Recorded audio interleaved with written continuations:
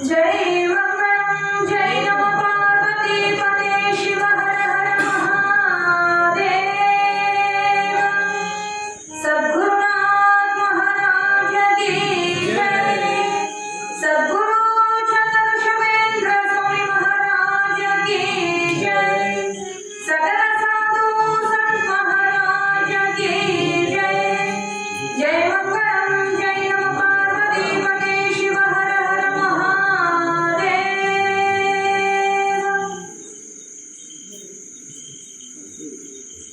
अखंड मंडलाकारं व्याप्तं येन चराचरं तत्पदं दर्शितं येन तस्मै श्री गुरुवे नमः। प्रातस्मरणीय क्षेत्राधिदेवते शापानुग्रह समर्थ धीर सन्यासी सद्गुरु ಚಂದ್ರಶೇಖರ ಯತಿರಾಜನ ದಿವ್ಯ ಚರಣ ಕಮಲಗಳಲ್ಲಿ ನನ್ನ ಅನಂತ ಕೋಟಿ ದೀರ್ಘದಂಡ ಪ್ರಣಾಮಗಳನ್ನು ಸಮರ್ಪಿಸುತ್ತಾ ಶ್ರೇಷ್ಠ ಗ್ರಂಥಕರ್ತರು ಆಗಿರುವ ಓಂಕಾರೇಶ್ವರ ಶ್ರೀಗಳವರ ಶ್ರೀ ಚರಣ ಕಮಲಗಳಲ್ಲಿ ದೀರ್ಘದಂಡ ಪ್ರಣಾಮಗಳನ್ನು ಸಮರ್ಪಿಸುತ್ತಾ ಎಲ್ಲ ಆರಾಧ್ಯ ದೈವರಾಗಿ ವಿರಾಜಿಸುತ್ತಿರುವ ಶ್ರೀ ಬಾಲಯೋಗಿ ಮಾಲಿಕೆ ಚಂದ್ರಶೇಖರ ಅಪ್ಪಾಜಿಯವರ ಶ್ರೀ ಶರಣ ಕಮಲಗಳಲ್ಲಿ ಅನಂತ ಪ್ರಣಾಮಗಳನ್ನು ಸಮರ್ಪಿಸುತ್ತಾ ಶ್ರಾವಣದ ನಿಮಿತ್ತ ಹಮ್ಮಿಕೊಂಡಿರುವ ಪುಣ್ಯಕ್ಷೇತ್ರ ಬಾವಿಹಾಳದಲ್ಲಿ ಅವತಾರ ಸಿದ್ಧಯೋಗಿ ಸದ್ಗುರು ಚಂದ್ರಶೇಖರ ಯತಿರಾಜನ ಜೀವನ ಚರಿತ್ರೆ ಅಂಥ ಭಗವಂತನ ಒಂದು ಜೀವನ ಚರಿತ್ರೆಯ ಲೀಲೆಯನ್ನ ಸದ್ಗುರುವಿನ ಸನ್ನಿಧಾನದಲ್ಲಿ ಬಂದು ಶ್ರವಣ ಮಾಡಿ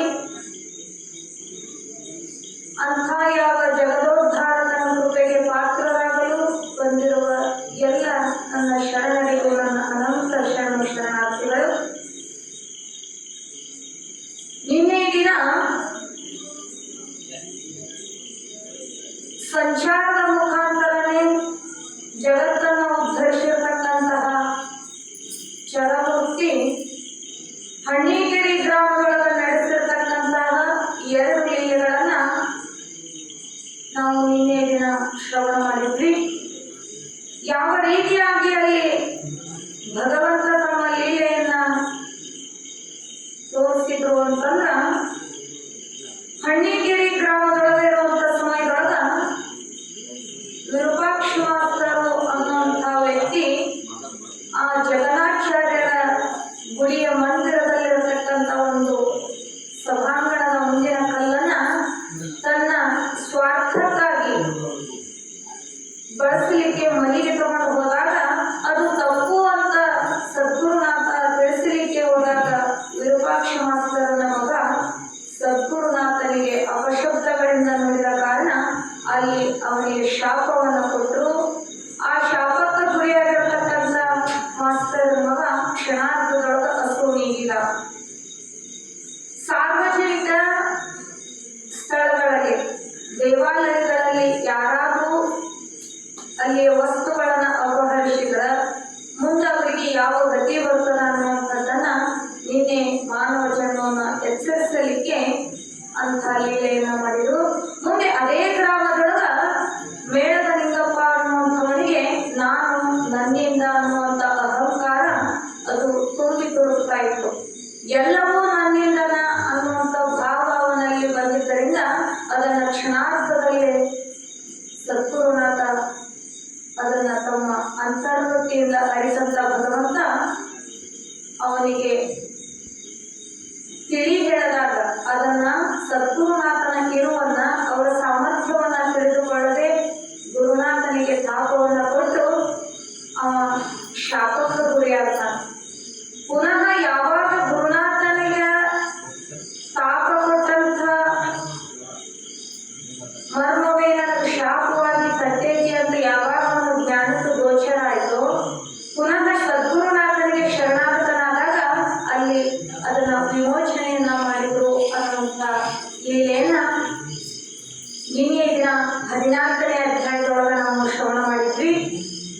ಅಂಥ ಸಂಚಾರ ಮೂರ್ತಿ ಇವತ್ತ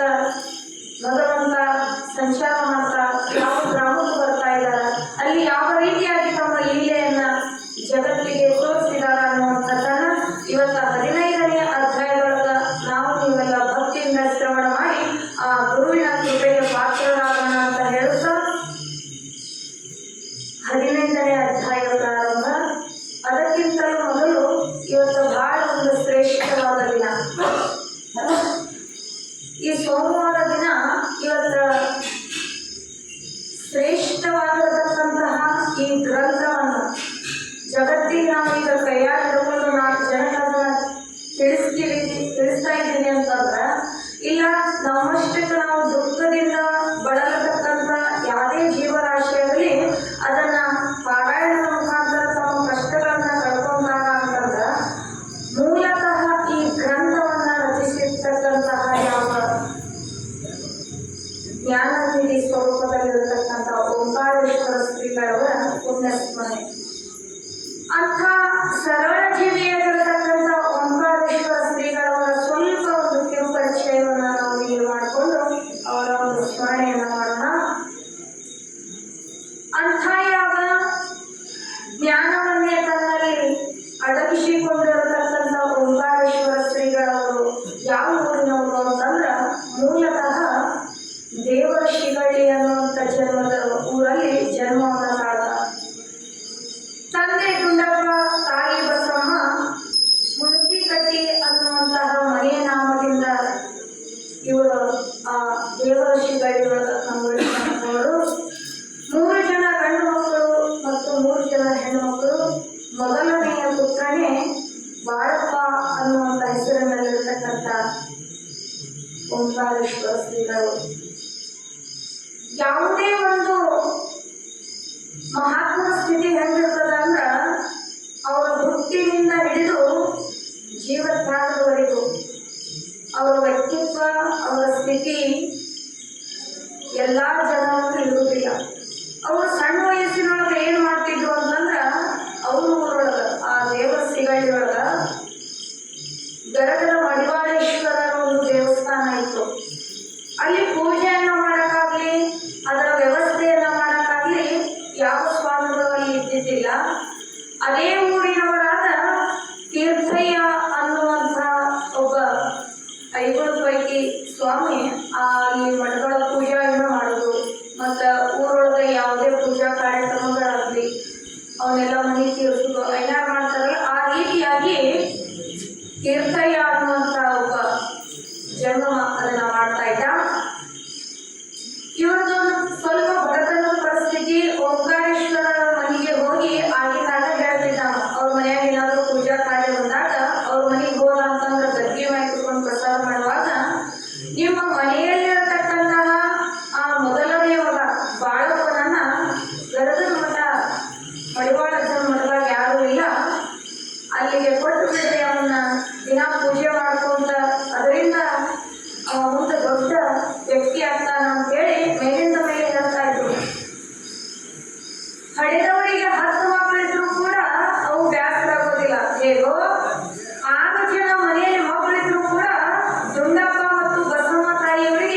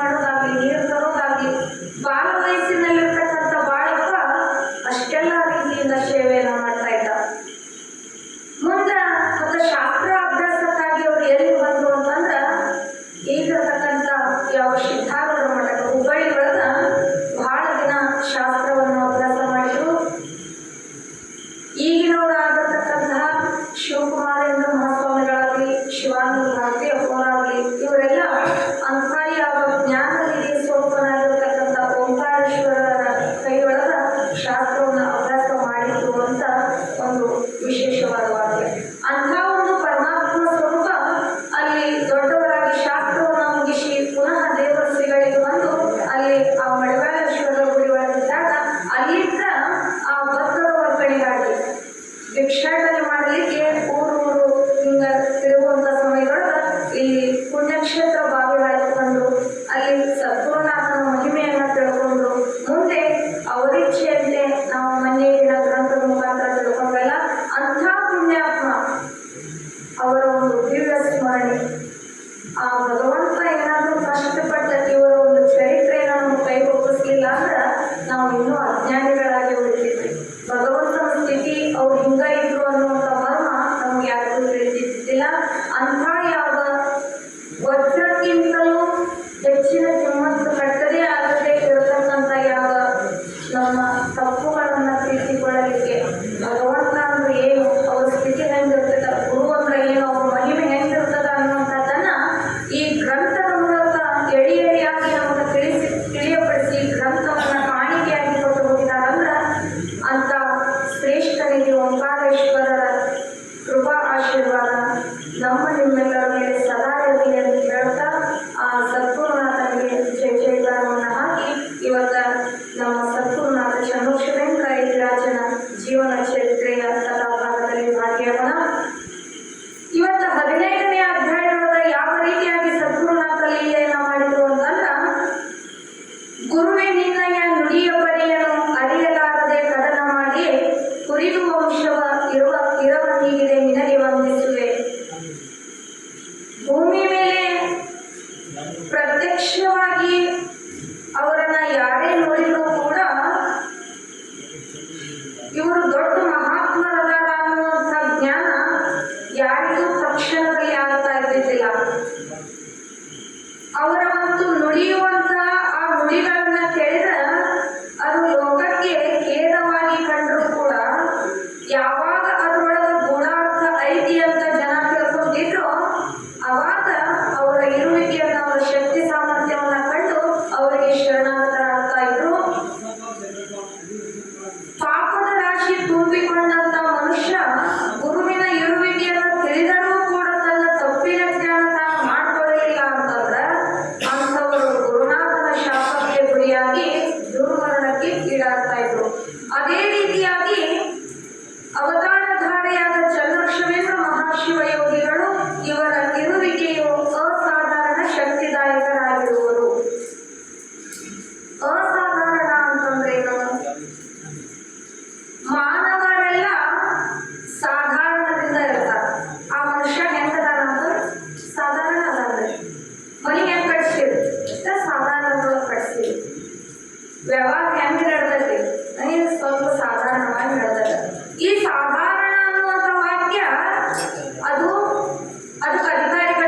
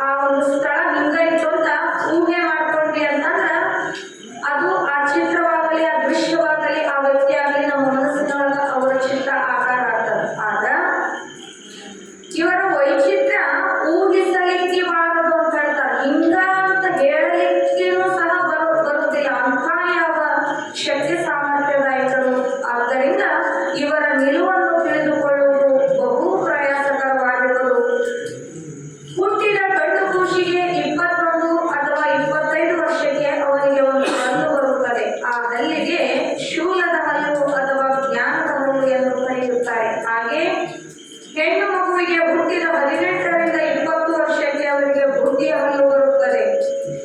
ಆಗ ಇವರು ಬುದ್ಧಿವಂತರಾದರು. ಅಂತೆಯೇ ಇವರಿಗೆ ಮದುವೆ ಮಾಡುತ್ತಾರೆ.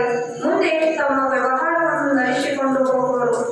ಅವರು ಮಾಡುವ ಕೆಲಸವು ಕೆಟ್ಟರೆ ಮರಳುವಾಯಿತೆಂದು ಅಯ್ಯೋ ಪಾಪ ಮರಳ ಬುದ್ಧಿ ಅಂತ ಹೇಳ್ತಾರೆ. ಇದನ್ನು ಯಾಕೆ ಇಲ್ಲಿ ಹೇಳ್ತಾ ಇದ್ದಾರಂದ್ರ, ಸದ್ಗುರುನಾಥ ಚನ್ನಬಸವೇಂದ್ರ ಯತಿವರರು ಶಾಪಾನುಗ್ರಹ ಸಮರ್ಥರು ಆದರೂ ಕೂಡ ತಮ್ಮ ವಾಸಸ್ಥಾನವನ್ನು ಬಿಟ್ಟರೆಂದರೆ 5-6 ವರ್ಷದ ಮಕ್ಕಳ ಹಾಗೆಯೇ ಆಗಿಬಿಡುತ್ತಾರೆ. ಅಂಥ ಕ್ಷಣಾರ್ಥದೊಳಗ ಶಾಪವನ್ನು ಕೊಡುವಂತ ತಾಕತ್ತು ಅವರಲ್ಲೈತಿ. ಪುನಃ ಶರಣಾಗತರಾಗಿ ಬಂದ್ರೆ ಅದನ್ನ ವಿಮೋಚನೆ ಮಾಡುವಂತ ಶಕ್ತಿನೂ ಅವರಲ್ಲೈತಿ. ಇಷ್ಟೊಂದು ಗಾಂಭೀರ್ಯವಂತರು ವಾಸಸ್ಥಾನವನ್ನ ಕುಳಿತಂತ ಸ್ಥಾನವನ್ನ ಬಿಟ್ಟು ಎಲ್ಲೋ ಹೋಗ್ಬೇಕು ಅಂತ ಅವ್ರ ತಲೆಯೊಳಗೆ ಬಂದು ಎದ್ದು ಹೊಂಟರು ಅಂತಂದ್ರ ಅವಾಗ ಅವರ ಸ್ಥಿತಿ ಹೆಂಗಿರ್ತಿತ್ತು ಅಂದ್ರ 5-6 ವರ್ಷದ ಮಕ್ಕಳ ಸ್ಥಿತಿ ಉಳ್ಳವರಾಗ್ತಾ ಇದ್ರು.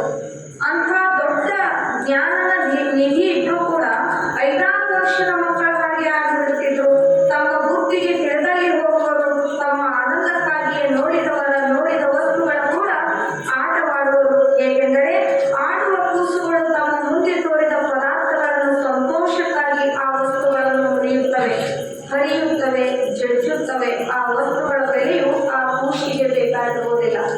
ಮನೆಯೊಳಗೊಂದು ಸಣ್ಣ ಮಗು ಐತಿ ಅಂತಂದ್ರ ಆ ಮಗುವಿಗೆ ಮನೆಯಲ್ಲಿರ್ತಕ್ಕಂಥ ವಸ್ತುಗಳ ಜ್ಞಾನ ಗೊತ್ತಿರೋದಿಲ್ಲ.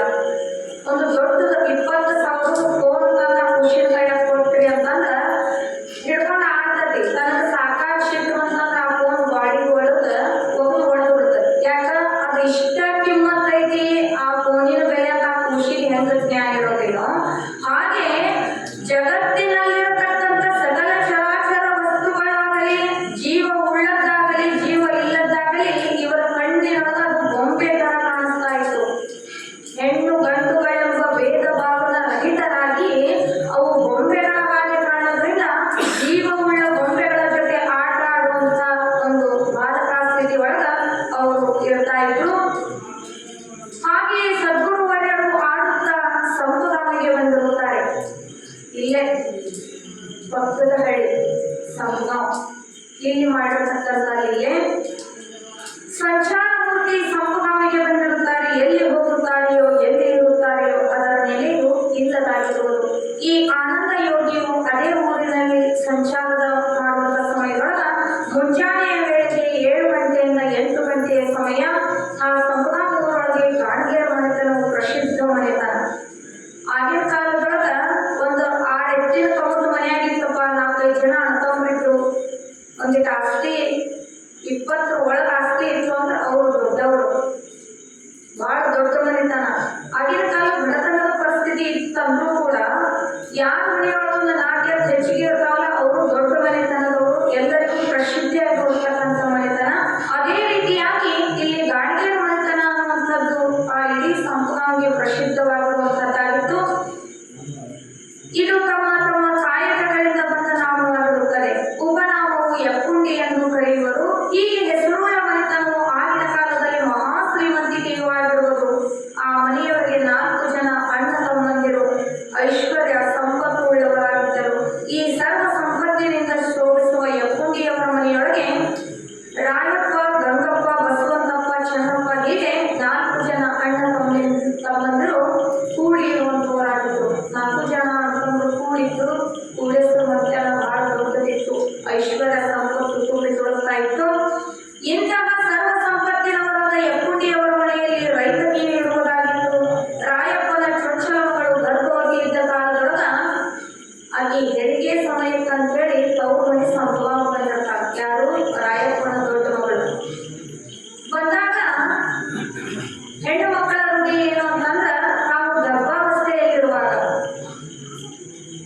ಹನುಮಂತ ದೇವರಿಗೆ ಹೋಗ್ಲಿ, ದ್ಯಾಮೋಹ ದುರ್ಗಕ್ಕೆ ಹೋಗ್ಲಿ, ಅಲ್ಲಿ ಏನ್ ಬೇಡ್ಕೊಳ್ತಿರ್ತಾರ ಅಂತಂದ್ರ ಹನುಮಪ್ಪನ ಗುಡಿಗೆ ಹೋದ ಯಪ್ಪ ನಿನ್ನಷ್ಟ ಗಾಂಭೀರ್ಯ, ನಿನ್ನಷ್ಟ ಶಕ್ತಿ ಅಂತ ಯಾವ ಚಂದನ ಗಂಡು ಮಗುನ ನಿಮಗೆ ಆಗ್ಬಿಟ್ರಿಪ್ಪ ನಿನ್ನ ಆಶೀರ್ವಾದದಿಂದ ಬೇಡ್ಕೊಳ್ಳೋದು. ಮತ್ತೆ ಹೆಣ್ಣು ಮಕ್ಕಳ ಮೇಲೆ ಪ್ರೀತಿ ಇರೋರು ಲಕ್ಷ್ಮೀ ಗುಡಿಗೋ ದ್ಯಾಮೋಹ ದುರ್ಗೋ ಹೋಗಿ ಯವ್ವ ನೀನ ನನ್ನ ಹೊಟ್ಟೆ ಆಗ್ಬಿಟ್ಟು ಬಂದ್ಬಿಡು, ನಿನ್ನ ಹೆಸರು ಹೇಳ್ತೇನೆ,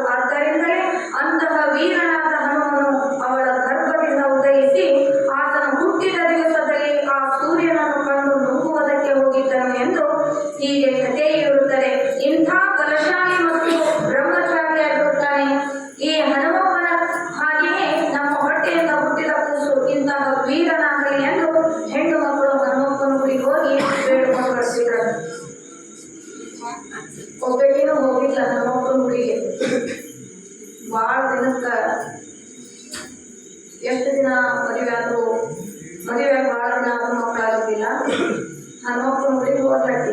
ಈಗ ಹೆಂಗ ರಾಯಪ್ಪನ ಮಗಳು ಹೋಗಿದ್ದು, ಹೋಗಿ ಅಲ್ಲಿ ವಾಡಿಕೆ ಇತ್ತು.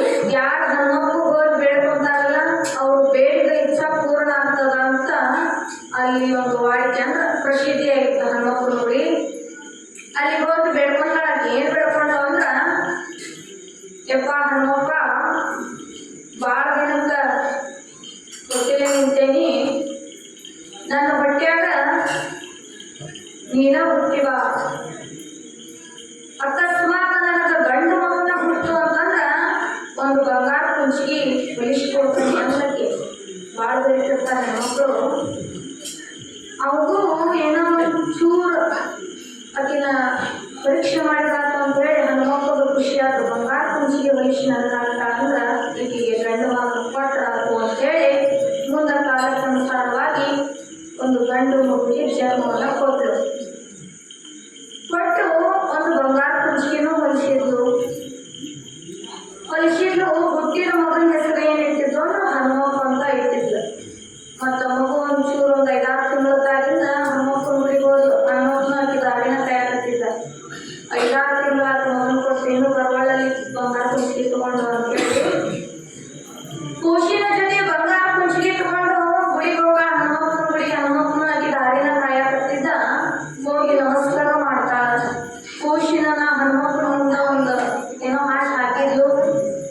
ಹಾಕಿ ಅಂತಾಳ, ಯಪ್ಪ ನಾ ಕೇಳ್ದಂಗ ನನಗ ಗಂಡು ಮಗುನಂತೂ ಕೊಟ್ಟಿ, ಮತ್ತು ನಾ ಆದ್ರೂ ನನಗ ಕೂಸು ಹುಟ್ಟು ಅಂತಂದ್ರ ಹನುಮಪ್ಪು ಬಂಗಾರ ಕುಂಚಿಗೆ ಹಾಕ್ತಾನಿ ಅಂತ ನಾನು ಬೇಡ್ಕೊಂಡಿದ್ನಿ. ಮತ್ತೀಗ ನನ್ನ ಮಗ ಹನುಮಪ್ಪು ಬೇರೆ ಅಲ್ಲ, ಕೊಟ್ಟಂತ ಹನುಮಪ್ಪು ನೀ ಬೇರೆ ಅಲ್ಲ, ಈ ಕುಂಚಿನ ನನ್ನ ಮಗ ಹಾಕಂತ ಅಂತೇಳಿ ಆ ಕುಂಚಿಗೆ ಮಕ್ಕಳು ನನ್ನ ಮಗ ಹಾಕೊಂಡೆ. ಅವಾಗ ದೇವ್ರ ಮನೆಯಲ್ಲಿ ಬಡ್ಕೊಂಡಂತ. ಇವರು ತಾವು ಆಸೆ ಹುಟ್ಟಿಸ್ಕೊಳ್ಳೋದಲ್ಲ ನಮಗ್ ಸಹಿತ ಆಸೆ ಹುಟ್ಟಿಸ್ತಾರ ಅಂತ ಹನುಮಪ್ಪ ಸುಮ್ಮನೆ ಕೂತಿದ್ದ. ಹಂಗ ಬೇಡ್ಕೊಳ್ತಾಗ ಭಾಳ ಮಜಾವ ಬೇಡ್ಕೊಂತಾರ. 50 ರೂಪಾಯಿ ಸಿಕ್ಕ್ರ ನಿನಗೆ ಅದ್ರಾಗ 25 ಕೊಡ್ತಾನೆ ಅಂತ ಬೇಡ್ಕೊಳ್ಳೋದು. ಅವ ಅಕಸ್ಮಾತ್ 50 ರೂಪಾಯಿ ಕೊಡ್ಲಿಲ್ದಂಗ 25 ಅಷ್ಟ ಅಲ್ಲಿ ಇಟ್ಟಿದ್ನಂದ್ರ ಮನಸ್ಸು ನೋಡಾಕ ದೇವ್ರು ಭಾಳ ಬೇಡಿಕೆ, ನಾನು 25 ರೂಪಾಯಿ ಮುರ್ಕೊಂಡು 25 ರೂಪಾಯಿ ಅಷ್ಟ ಕೊಟ್ಟಾಕ ನೋಡಾಗ ಈಗ ಇಂಥ ಜೀವನ ಇರ್ತದ. ಅದೇ ರೀತಿಯಾಗಿ ಯಾವ ರಾಯಪ್ಪನ ಮಗಳು ಕೂಡ ಹನುಮಪ್ಪ ಹೋಗಿ ಬೇಡ್ಕೊಂಡು ಮನೆಗೆ ಬಂದಿದ್ಲಕ್ಕೆ, ನನಗ ಚಲೋ ಗಂಡು ಮಗನ ಕೊಡಪ್ಪ ಅಂತ. ಮುಂದೆ ಆ ಕೂಸಿನಿಂದ ನನಗೆ ತೊಂದರೆ ಐತಿ ಅನ್ನುವಂಥ ವಿಷಯ ಅವಳಿಗೆ ತಿಳಿದಿರ್ಲಿಲ್ಲ. ಈ ರೀತಿಯಾಗಿ ಅವಳು ಹನುಮಪ್ಪ ಹೋಗಿ ಬರುವಂತ ಸಮಯದೊಳಗ ಸಂಪಾ ಒಳಗಿರುವ ಯಕ್ಕುಂಡಿಯವರ ರಾಯಪ್ಪನ ಮಗಳು ಹನುಮಪ್ಪನ ಗುಡಿಗೆ ಹೋಗಿ ಹಿಂತಿರುಗಿ ಮನೆಗೆ ಬರ್ತಾ ಇದ್ಲು. ಅದೇ ಸಮಯದಲ್ಲಿ ಆನಂದ ಯೋಗಿಯಾದ ಚನ್ನಕ್ಷಮೇಂದ್ರನು ನಡುಬೀದಿಯಲ್ಲಿ ಅವಳನ್ನು ಕಂಡನು. ಆಕೆ ಮ್ಯಾಲ ದೃಷ್ಟಿ ಬಿತ್ತು ಸದ್ಗುರುನಾಥಂದು. ಅವಳು ಆನಂದದಿಂದ ಮನೆಗೆ ಬರುವ ಹೆಣ್ಣು ಮಗಳು ಅವಳನ್ನು ಕಂಡು ಅವಳ ಹೊಟ್ಟೆಯನ್ನು ಮುಟ್ಟಿ ಏನು ಅವಳಿ ಹಾಕಿಕೊಂಡು ಏನು ಬಗಳಿಯಾದೆ ಎಂದೆನ್ನುತ್ತಾರೆ. ನೋಡ್ರಿ, ಬೇಕಾಗಿತ್ತು ತಮಗೆ ಅದು ಒಂದು ಜೀವ ಬದುಕಿಸುವಂತ ಗೂಢಾರ್ಥದಿಂದ ಆಕೆ ಆ ಕೂಸಿಗೆ ಏನಾರ ಜನ್ಮ ಕೊಟ್ಟಂದ್ರೆ ಆಕೆ ಸತ್ತು ಹೋಗ್ತಾಳ ಅಂತ ತಿಳ್ಕೊಂಡು ಆ ಅಗಳಿ ಅನ್ನುವಂಥ ಶಬ್ದವನ್ನು ಉಪಯೋಗ ಮಾಡಿ ಏನ್ ಹೇಳ್ತಾರ ಅಂದ್ರ, ಹಂಗ ಸುಮ್ಮನೆ ಹೇಳಲಿಲ್ಲ, ಆ ನವಮಾಸ ತುಂಬಿದ ಗರ್ಭವತಿ ನಾರಿ ಹೆಣ್ಣು ಮಗಳ ಹೊಟ್ಟೆಯನ್ನು ಮುಟ್ಟಿ ಏನು ಅಗಳಿ ಹಾಕಿಕೊಂಡು ಬಗಳಿಯಾದೆ ಎಂದೆನ್ನುತ್ತಾರೆ. ಮತ್ತು ನಗುವುದು, ಹೀಗೆ ಮಾತಾಡುವುದು ಇದೆಲ್ಲ ಲೌಕಿಕ ಮಾರ್ಗದೊಳಗೆ ಬಹಳೇ ವ್ಯತ್ಯಾಸ ಕಂಡು ಬರುವುದು. ಒಬ್ಬ ದಾರ್ಯ ಬಂದಾಗ ಅಚಾನಕ್ ಹಂಗ ತನ್ನ ಬಾಯಿ ನಾವು ನೋಡ್ಯಾನಂದ್ರು ಮಕ್ಕಳಿಗೆ ಸಿಟ್ಟು ಬರ್ತದ. ಏನು ಪಕ್ಕ ನೋಡ್ತಾರೆ, ಮನುಷ್ಯ ನೋಡೈತೆ ಇಲ್ಲ, ಸಹಜವಾಗಿ ಬರುವಂತದ್ದು. ಮತ್ತಿನ್ನ 9 ತಿಂಗಳು ತುಂಬಿದಂತಹ ಹೆಣ್ಣು ಮಗಳ ಹೊಟ್ಟೆ ಹುಟ್ಟಿವ ಏನ್ ಅಗಳಿ ಹಾಕೊಂಡು ಬಗಳಿಯಾದೆ ಅಂತಂದ್ರ ಅದು ನಡು ಬೀದಿಯೊಳಗೆ ಹಗಲಿನ ಸಮಯದೊಳಗೆ ಹಿಂಗಂತ ನಗತಾರ ಅಂತಂದ್ರ ಇದು ಲೌಕಿಕ ಮಾರ್ಗದೊಳಗೆ ಬಹಳೇ ವ್ಯತ್ಯಾಸ ಕಂಡು ಬರುವುದು. ಆದರೂ ಈ ಮಾತಿನ ಅರ್ಥವು ಸ್ವಲ್ಪ ವಜ್ಜೆಯಾಗಿರುತ್ತದೆ. ಯಾಕೆಂದರೆ ಹೆಣ್ಣು ಮಕ್ಕಳ ವ್ಯವಹಾರವು ಮರ್ಯಾದೆಯಾಗಿರುತ್ತದೆ. ಅಂತಹ ಗರ್ಭವತಿ ಇದ್ದವಳ ಹೊಟ್ಟೆಯನ್ನು ಮುಟ್ಟುವುದು ಮತ್ತು ಬಾಯಿಗೆ ಕೈ ಹಚ್ಚಿಕೊಂಡು ನಗುವುದು ಸರ್ವಸಾಧಾರಣವಾಗಿ ನೋಡುವಂತ ಜನರಿಗಾಗಲಿ ಕಿವಿಯಿಂದ ಕೇಳುವಂತ ಜನಕ್ಕಾಗಲಿ ಏಕಕಾಲಕ್ಕೆ ಶಾಖ ಹಚ್ಚಿದಂತೆ ಆಗುತ್ತದೆ. ಇದು ಕೋಲಾಹಲ ಎಂದು ಬಗೆಯಬಹುದು. ಕೇಳೋದು ಸ್ವಲ್ಪ ಗೋಚೆ ಆಗ್ತದ, ಮಾಡೋ ರೀತಿಯೂ ತಪ್ಪು ಅಂತ ಜನರ ಭಾವಕ್ಕೆ ಬರಬಹುದು. ಅವರು ಹೀಗೆ ಮಾಡುವುದು ಏನು ಕಾರಣವಿರಬಹುದು? ಇದು ಹಗಲಿನ ಕಾಲವು ಮತ್ತು ಮುಂಜಾನೆಯ ಸಮಯ. ಹೀಗೆ ಮಾಡುವುದರಿಂದ ಮುಂದೆ ನನಗೆ ಏನಾಗುವುದೆಂಬ ವಿಚಾರವು ಅವರಿಗೆ ಇತ್ತೋ ಇಲ್ಲವೋ, ಇದಕ್ಕೆ ನಿರ್ಭಯ ಅಂತಾರೆ. ಹಿಂದಿಂದು ಮುಂದಿಂದವರು ವಿಚಾರ ಮಾಡ್ತಿದ್ದಿಲ್ಲ. ತಕ್ಷಣ ಒಳಗ ಅವ್ರ ತಲೆಯಾಗ ಏನು ಬರ್ತದೆ ಅದನ್ನ ಮಾಡೋದು. ನಾವು 10 ಸತೆ ಮಾತಾಡಿ ಒಮ್ಮೆ ವಿಚಾರ ಮಾಡ್ತೇವೆ, ಅಯ್ಯೋ ನಾವು ಮಾತಾಡಿದ್ದು ತಪ್ಪು, ನಾ ಹಿಂಗೆ ಮಾಡಬಾರ್ದಾಗಿತ್ತು. ಗುರುನಾಥ ವಿಚಾರ ಮಾಡೋಕ್ಕಿಂತ ಮೊದಲು ಎಲ್ಲವನ್ನೂ ಅರ್ಥಕೊಂಡು ಮಾಡ್ತಾರವರು. ನಾವೆಲ್ಲ ಬೆಂಕಿ ಹತ್ತಿ ಆಗಿಂದ ಆಮೇಲೆ ನೀರು ಬಚಾಕೋಕೆ ಯಾಕಾತ ಅಂತೇಳಿ ಅವ್ರು ಹಚ್ಚಕ್ಕಿಂತ ಮುಂಚೆನ ವಿಚಾರ ಮಾಡಿರ್ತಾರೆ, ಹಚ್ಚಬೇಕು ಬೇಡ. ಹಂಗ ಮೊದಲೇ ಅರಿತಂತ ಜ್ಞಾನಿ ಮುಂದೆ ಹಿಂಗ ಆಗ್ತತಿ, ಏನಾಗ್ತೈತಿ, ಹಿಂಗ್ ಮಾಡಿದ ಪರಿಣಾಮ ಅನ್ನುವಂಥ ವಿಚಾರಗಳು ಇರ್ತೋ ಇಲ್ಲೋ. ಆದ್ದರಿಂದ ನಿರ್ಭಯದಲ್ಲಿರ್ತಕ್ಕಂಥ ಸದ್ಗುರುನಾಥನಿಗೆ ಯಾವುದರ ವಿಚಾರವೂ ಇಲ್ಲ. ಅವರಿಗೆ ಜೀವದ ಎಚ್ಚರವು ಇರುವುದೋ ಇಲ್ಲವೋ ಇದಕ್ಕೆ ಏನೆಂದು ಊಹಿಸಬಹುದು. ಬಹಳ ವಿಚಾರಾತ್ಮಕ ದೃಷ್ಟಿಯಿಂದ ವಿಚಾರಿಸಿದರೆ ಮಾತು ಮನಗಳಿಂದ ಅತ್ತತ್ತ ಮೀರಿದ ಈ ಅವಸ್ಥೆಯಾಗಿರುತ್ತದೆ.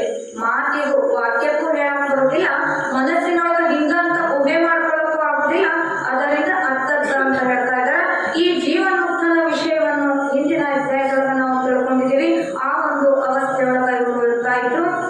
ಜೀವನದಲ್ಲಿ 3 ಗುಣಗಳು ಇದ್ದೇ ಇರುತ್ತವೆ. ರಜೋ, ತಮ ಮತ್ತು ಸಾತ್ವಿಕ ಗುಣಗಳಿಂದ ಈ ಅವಸ್ಥೆಗಳನ್ನು ಹೊಂದಿರುತ್ತಾನೆ. ಈ ಜೀವನ ಗುಣಗಳಿಂದ ಬೇರ್ಪಟ್ಟ ಜಗದೇಕ ವೀರಯೋಗಿ ಚನ್ನವೃಷಭೇಂದ್ರರು ಸಣ್ಣ ಮಕ್ಕಳು ಆಟದ ಸಾಮಾನುಗಳಾದ ಗೊಂಬೆ ತೆಗೆದುಕೊಂಡು ಸಣ್ಣ ಮಗು ಅದರೊಡನೆ ಆಟವಾಡಿ ಸಂತೋಷಿಸುತ್ತದೆ. ಹಾಗೆಯೇ ದೊಡ್ಡವರು ಕೂಡ ಆಟ, ನಾಟಕ, ಮನೋರಂಜನೆಯನ್ನು ನೋಡಿ ಸಂತೋಷಿಸುತ್ತಾರೆ. ಸಣ್ಣ ಮಕ್ಕಳು ಬಹಳಷ್ಟು ಅಡ್ಗೆ ಸಾಮಾನು ಗೊಂಬೆಗಳನ್ನು ಕೊಟ್ರೆ ಅವ್ರು ಸಂತೋಷ ಬರ್ತದ.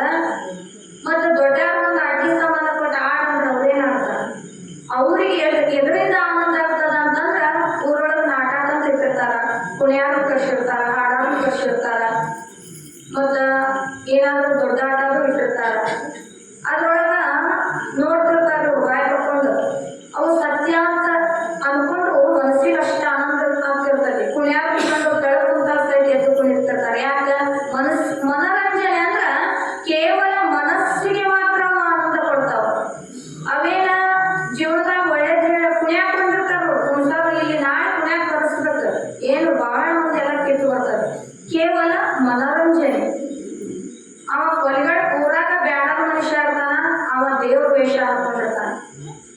ಮತ್ತು ಬಹಳ ಕಡುಬಡವ ಇರ್ತಾನ, ಅವ ದೊಡ್ಡ ಶ್ರೀಮಂತರ ವೇಷ ಹಾಕೊಂಡಲ್ಲಿ ಮಾಡ್ತಿರ್ತಾನ. ಬರೀ ನಾಟಕವನ್ನು ನೋಡಿ ಮನೋರಂಜನೆಗಾಗಿ ನೋಡುವುದು ಏನೈತಲ್ಲ ಅದು ಕ್ಷಣಿಕ ಸುಖ ಅಂತ.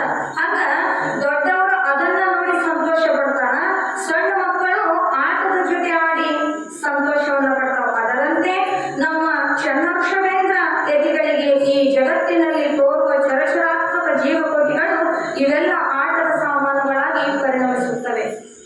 ನಮಗೆ ಬರೀ ಮ್ಯಾಗ ಕೂತು ಕುಣಿಯಾರು ಹಾಡೋರು ಕಂಡ್ರೆ ಅಷ್ಟೇ ಖುಷಿ ಆಗ್ತದ, ಸಣ್ಣ ಮಕ್ಕಳಿಗೆ ಆಟ ಸಾಮಾನು ಕಂಡ್ರೆ ಅಷ್ಟೇ ಖುಷಿ ಆಗ್ತದ. ಭಗವಂತನ ದೃಷ್ಟಿ ಒಳಗ ತೋರುವ ಸಕಲ ಚರಾಚರಾತ್ಮಕ ವಸ್ತುಗಳೆಲ್ಲ ಒಂದು ಸಣ್ಣ ಇರುವೆಯಿಂದ ಮಾನವನವರೆಗೂ ಅವರ ಕಣ್ಣೊಳಗವು ಗೊಂಬೆಗಳ ಹಾಗೆ ಕಾಣೋದ್ರಿಂದ ಅವುಗಳ ಜೊತೆ ಆಟವಾಡಿ ಅವ ಮನಸ್ಸಿಗೆ ಸಂತೃಪ್ತಿಯನ್ನು ಮಾಡ್ಕೊತಾ ಇದ್ರು. ಆ ಗರ್ಭವತಿ ಹೆಣ್ಣು ಮಗಳನ್ನು ಕಂಡು ಮಾತಾಡಿ ನಂಬುತ್ತಿರುವುದು ಯಾಕೆ? ಅವರಿಗೆ ನಗೆಯು ಆನಂದವು ಆಟವಾಡಿ ಸಂತೋಷಿಸಲು ಆ ಹೆಣ್ಣು ಮಗಳಿಗೆ ಹೀಗೆ ಮಾಡುತ್ತಾರೆ. ಇಂತಹ ನಿರ್ಭಿದಾವಸ್ಥೆಯಲ್ಲಿ ತನ್ನ ಜೀವದ ಸ್ಮೃತಿ ಇಲ್ಲದೆ ಹೆಣ್ಣು ಮಗಳನ್ನು ಮುಟ್ಟಿ ಬಾಯಿಗೆ ಕೈ ಹಚ್ಚಿಕೊಂಡು ಆನಂದಿಸುತ್ತಾರೆ. ತಾನು ಒಂದೇ ಆದರೆ ಖುಷಿಗೆ ಆನಂದ ದೊರೆಯುವುದಿಲ್ಲ, ಆ ಗೊಂಬೆಗಳು ಇದ್ದರೆ ಅದಕ್ಕೆ ಆನಂದ ದೊರೆಯುತ್ತದೆ. ಹಾಗೆ ಚನ್ನವೃಷಭೇಂದ್ರ ಯೋಗಿಗಳಿಗೂ ಈ ಗರ್ಭವತಿ ನಾರಿಯು ಇವಳು ಆಟದ ಜೀವದ ಗೊಂಬೆಯಾಗಿ ತೋರುತ್ತಾಳೆ. ಅದಕ್ಕಾಗಿ ಅವಳನ್ನ ಮುಟ್ಟಿ ಮಾತನಾಡಿಸಿ ಹೀಗೆ ಆನಂದದಿಂದ ನಗುವರು. ಇವರಿಗೆ ನಾರಿಯಂತಲೂ ಪುರುಷನಂತಲೂ ಕಲ್ಪನಾ ರಹಿತರಾಗಿ ಹೀಗೆ ಮಾಡುತ್ತಿರುವರು. ಅವರ ದೃಷ್ಟಿಯೊಳಗ ಮಹಾತ್ಮರ ಜೀವನ್ಮುಕ್ತನ ಸ್ಥಿತಿ ಒಳಗಿರ್ತಕ್ಕಂಥವ್ರು ಎಲ್ಲಾರು ಅಲ್ಮತ್ತ ಎಲ್ಲ ಮಹಾತ್ಮರು ಹಂಗ ಇರ್ತಾರ, ಹಂಗ ಸುಳ್ಳ ವೇಷಧಾರಿಗಳು ಇರ್ತಾರ. ಅವ್ರ ಮುದಾಮ ಕೆಟ್ಟ ವಿಷಯಗಳನ್ನ ಅವ್ರ ಗಮನ ಹೋಗ್ತಿರ್ತದೆ, ನೋಡಾಕ್ ಮಾತ್ರ ವೇಷ ಹಾಕೊಂಡಿರ್ತಾರ. ಲೌಕಿಕರು ಮಾಡೋಕ್ಕಿಂತ 10 ಪಟ್ಟು ಮಾಡೋರು ಇರ್ತಾರ. ಮಂದಿ ನಾವು ಸ್ವಾಮಿಗಳು ಅನ್ಬೋದು, ಅವ್ರಿಗೂ ಹೆಂಡ್ರು ಮಕ್ಕಳು ಎಲ್ಲ. ಒಬ್ಬ ಮನುಷ್ಯ ನೀತಿಗಟ್ಟ ಮನುಷ್ಯ ಮಾಡುವಂಥದ್ದನ್ನು ಎಲ್ಲ ಮಾಡುವಂಥವ್ರು ಈಗಿನ ಕಾಲದೊಳಗದ. ಅವ್ರಿಗೆ ಜೀವನ ಮುಕ್ತರು ಅಂತ ಅನ್ನಕ್ಕಾಗೋದಿಲ್ಲ, ಅದನ್ನ ಶಾಸ್ತ್ರ ಒಪ್ಪೋದಿಲ್ಲ.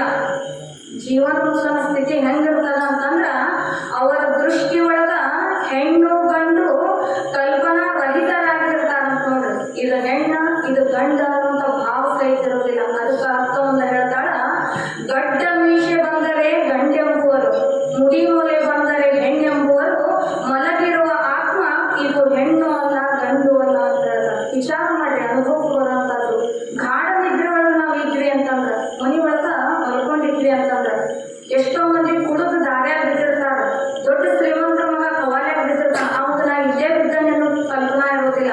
ನಾವು ಮಲ್ಕೊಂಡಿರ್ತೀವಿ ಅಂತಂದ್ರ ಮನಿ ಒಳಗೆ ಅದೇವೋ, ನಾ ಹೆಣ್ಣದೇನೋ ಗಂಡದೇನೋ ಗುಡಿಸಲದಾಗದೇವೋ, ಎಲ್ಲಿ ಏನು ಅಲ್ಲಿ ಕಲ್ಪನಾ ರಹಿತರಾಗಿ ಯಾವುದೇ ಒಂದು ವಿಷಯ ಇಲ್ಲದೆ ನಾ ಎಲ್ಲಿ ಅದೇನಿ ಏನು ಮಾಡತ್ತೇನೆ ಅನ್ನಲಾರ್ದ ನಾವು ಆತ್ಮ ಸ್ವರೂಪದಿಂದ ನಾವು ಅಲ್ಲಿ ಬಿದ್ದಿರ್ತೀವಿ ಅಂದಾಗ ಮಲಗಿರುವ ಆತ್ಮ ಹೆಣ್ಣು ಅಲ್ಲ ಗಂಡು ಅಲ್ಲ. ಭಗವಂತನ ದೃಷ್ಟಿ ಒಳಗ ಹೆಣ್ಣು ಗಂಡು ಕರೆ, ಜೀವನ್ಮುಕ್ತನ ಸ್ಥಿತಿಯಲ್ಲಿರತಕ್ಕಂಥ ಮಹಾತ್ಮರ ದೃಷ್ಟಿ ಒಳಗ ಹೆಣ್ಣು ಇಲ್ಲ ಗಂಡು ಇಲ್ಲ, ಪುರುಷನಂತಲೂ ನಾರಿಯಂತಲೂ ಕಲ್ಪನಾ ರಹಿತರಾಗಿ ಹೀಗೆ ಮಾಡುತ್ತಿರುವರು. ಇದು ಜೀವನ್ಮುಕ್ತನ ಸ್ಥಿತಿ ಅಂತ ಹೇಳ್ತಾರೆ. ಹಿಂದ ವೇದವ್ಯಾಸರು ಅಂತ ಹೋಗಿದ್ದಾರೆ. ವೇದವ್ಯಾಸರು ಅಂತ ಅವರಿಗೆ ಒಬ್ಬನೇ ಮಗ ಸುಖ. ಹುಟ್ಟಿನಿಂದನ ಅವನ ಜ್ಞಾನ ನಿಧಿಯಾಗಿ ಹುಟ್ಟಿದ್ದ.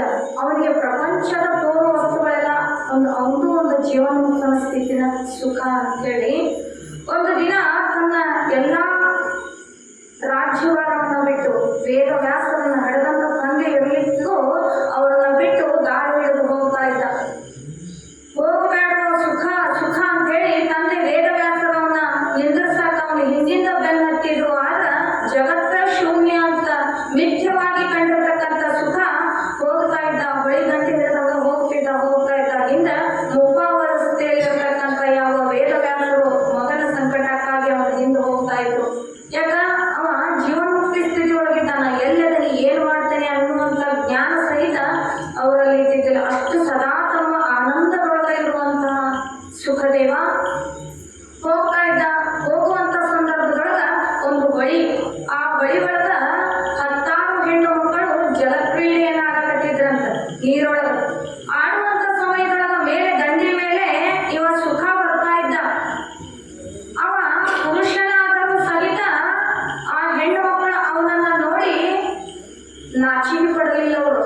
ಯಾಕ ಅವರಿಗೆ ಗೊತ್ತಿತ್ತು ಇವ ಜೀವನ್ಮುಕ್ತನ ಸ್ಥಿತಿ ಒಳಗದಾನ, ಇವನ ದೃಷ್ಟಿ ಒಳಗ ಹೆಣ್ಣು ಗಂಡು ಅನ್ನುವಂತ ಭೇದ ಭಾವ ಇಲ್ಲ, ಇವ ಜೀವನ್ಮುಕ್ತನ ಸ್ಥಿತಿ ಅದ ಅಂತೇಳಿ ಅವ ಹೋಗ್ತಿದ್ದ. ಅಂದ್ರೂ ಕೂಡ ಹರೇದು ವಯಸ್ಸಿನ 22 ವಯಸ್ಸಿನ ಸುಖದೇವ ಹೋಗ್ತಾ ಇದ್ರು. ಆ ಎಲ್ಲಾ ಹೆಣ್ಣು ಮಕ್ಕಳು ಜಲಕ್ರೀಡೆಯನ್ನ ತಮ್ಮ ಆನಂದದೊಳಗ ಆಡ್ತಾ ಇದ್ರು. ಹಿಂದೆ ಯಾವಾಗ ವೇದವ್ಯಾಸರು ಸುಖ ಸುಖ ಅಂತ ಹೇಳಿ ಅವನ ಹಿಂದೆ ಓಡಿ ಬರ್ತಾ ಇದ್ರು, ಅವನ ಧ್ವನಿಯನ್ನ, ವೇದವ್ಯಾಸರ ಧ್ವನಿಯನ್ನ ಕೇಳಿದಂತ ಆ ಜಲಕ್ರೀಡೆಯಲ್ಲಿರ್ತಕ್ಕಂಥ ಹೆಣ್ಣು ಮಕ್ಕಳು ಅಯ್ಯೋ ವೇದವ್ಯಾಸರು ಬರಕತ್ತಾರ ಅಂತ ಹೇಳಿ ಎದ್ದು ದಂಡಿ ಕಡೆ ಹೋಗಿ ತಮ್ಮ ತಮ್ಮ ಬಟ್ಟೆಗಳನ್ನ ಹಾಕೊಂಡ್ರಂತ. ವೇದವ್ಯಾಸರು ವಿಚಾರ ಮಾಡಿದ, ಅಲ್ಲ ನನ್ನ ಮಗ ಕಾರುಣ್ಯವಂತ ಸುಖ 22 ವರ್ಷದ ಯುವಕ, ಯೌವನಾವಸ್ಥೆ ಒಳಗದಾನ. ಅವನ್ನ ನೋಡಿದ್ರ ಇವರಿಗೆ ನಾಚಿಕೆ ಬರಲಿಲ್ಲ.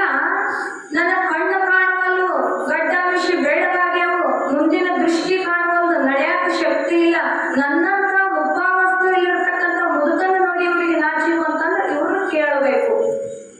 ಹೋಗ್ತಾನ ಒಳಗ, ಅಲ್ಲಮ್ಮ ನನ್ನ ಮಗನ ನೋಡಿ ನಿಮ್ಗೆ ನಾಚಿಕೆ ಬರಲಿಲ್ಲ, ನಾ ಇಷ್ಟು ಮುದುಕಾದೀನಿ, ನನ್ನ ನೋಡಿ ನೀವ್ ಯಾಕೆ ನಾಚಿಕೊಂಡ್ರಿ ಅಂತ ಕೇಳಿದ್ರಂತ. ಅವ್ರು ಹೇಳಿದ್ರಂತ, ನೋಡ್ರಿ ಸುಖದೇವ ಅಂತಂದ್ರ ಜೀವನ್ಮುಕ್ತನ ಸ್ಥಿತಿ ಒಳಗಿರ್ತಕ್ಕಂಥವರು. ಅವರ ದೃಷ್ಟಿ ಒಳಗ ಯಾವ ಜಲಕ್ರೀಡೆಯೂ ಇಲ್ಲ, ಹೆಣ್ಣು ಇಲ್ಲ ಗಂಡು ಇಲ್ಲ, ನಾರಿ ಪುರುಷ ಅಂತ ಅವರು ಭಾವದೊಳಗಿಲ್ಲ.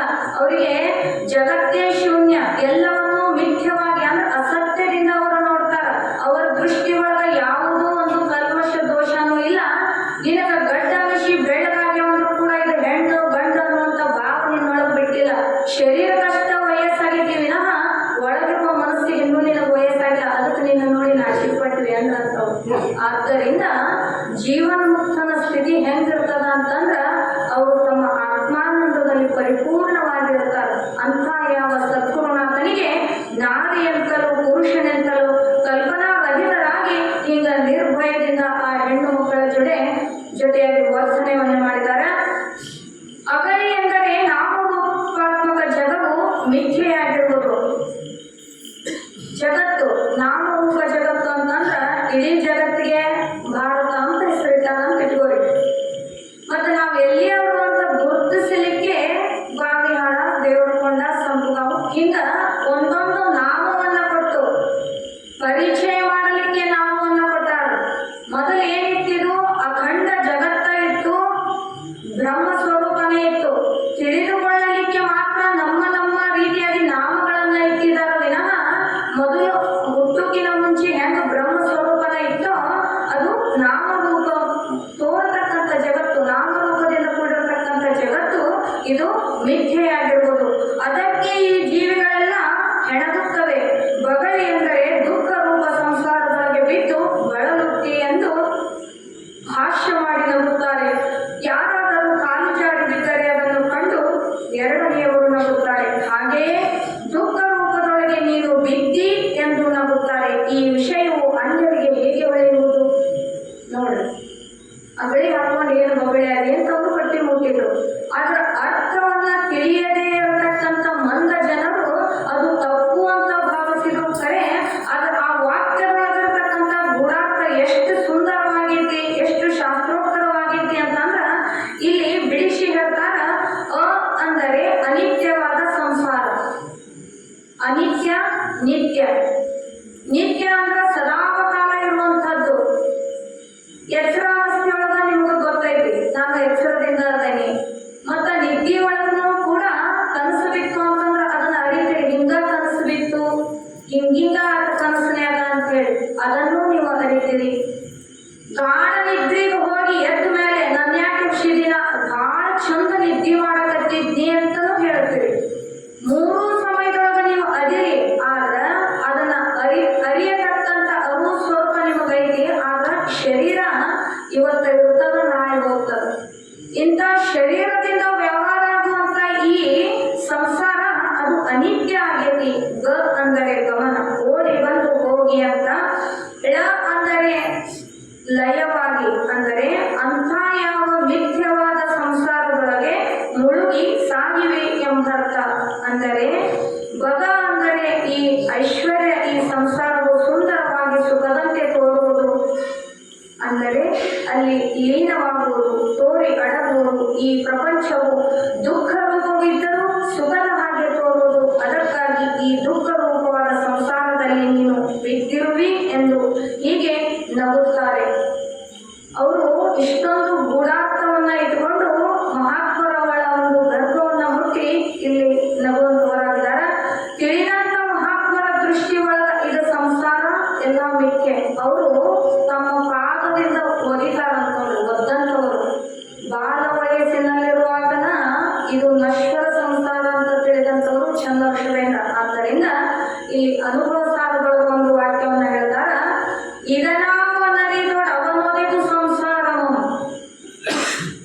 ಇದನ್ನು ಯಾವ ಅರಿತಾನಲ್ಲ, ಇದು ಹೇಗೆ ಐತಿ, ಇದರಿಂದ ದುಃಖ ಐತಿ ಅಂತೇಳಿ ಇದನಾವನರಿದೊಡ ಅವನು ಸಂಸಾರವು ಅಂದ್ರ ಯಾವುದು ಜನ್ಮದಿಂದ ಜನ್ಮಾಂತರಕ್ಕೆ ಸರಿಸುವುದು.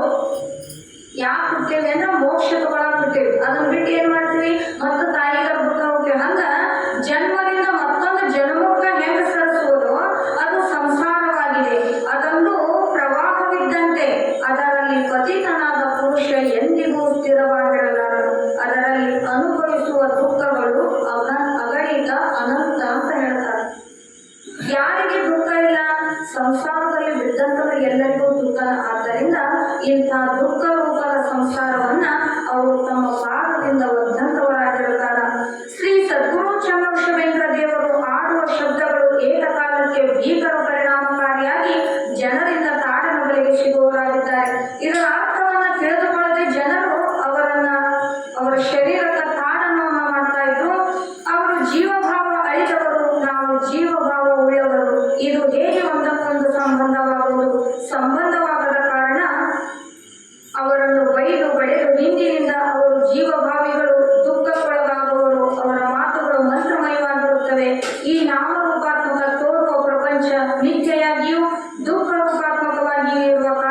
ಇದು ತೋರಿಕೆಯು ಅವರಿಗೆ ಹಾಸ್ಯಾಸ್ಪದವಾಗಿರುವುದು. ತೋರ್ತತಿ ಒಂದು ದಿನ ಅಳದೋಗ್ತದೆ. ಸಂತಿ ಹೋಗಿರ್ತೀವಿ, ಸಂತಿ ಸಂಜೆ ರಾತ್ರಿ ಆದರೂ ಇರುವುದಿಲ್ಲ. ಹೆಂಗ 4-5 ತಾಸು ಸಂತಿ ಆಗಿ ಹಂಗ ತೋರಿ ಮತ್ತ ರಾತ್ರಿ ಹೊತ್ನ್ಯಾಗ ಹೆಂಗ ಇರುತ್ತಿಲ್ಲೋ ಹಂಗ ಜಗತ್ತಾದರೂ ಕೂಡ ಅದು ತೋರಿ ಆಗಿರ್ತದ ಅಂತ ಹೇಳ್ತಾರೆ. ಆದ್ದರಿಂದ ಇಲ್ಲಿ ನಿಜಗಳು ಎಚ್ಚರಿಸ್ತಾರ, ತೋರಿದೊಡೇನು ತೋರದಡೇನು, ತೋರಿದರೆ ಏನು ತೋರದಿದ್ದರೆ ಏನು, ಜಗವಿದು ನೀರೇ ನೀನರಿ ಖುಷಿಯಬಹುದೆಂದು.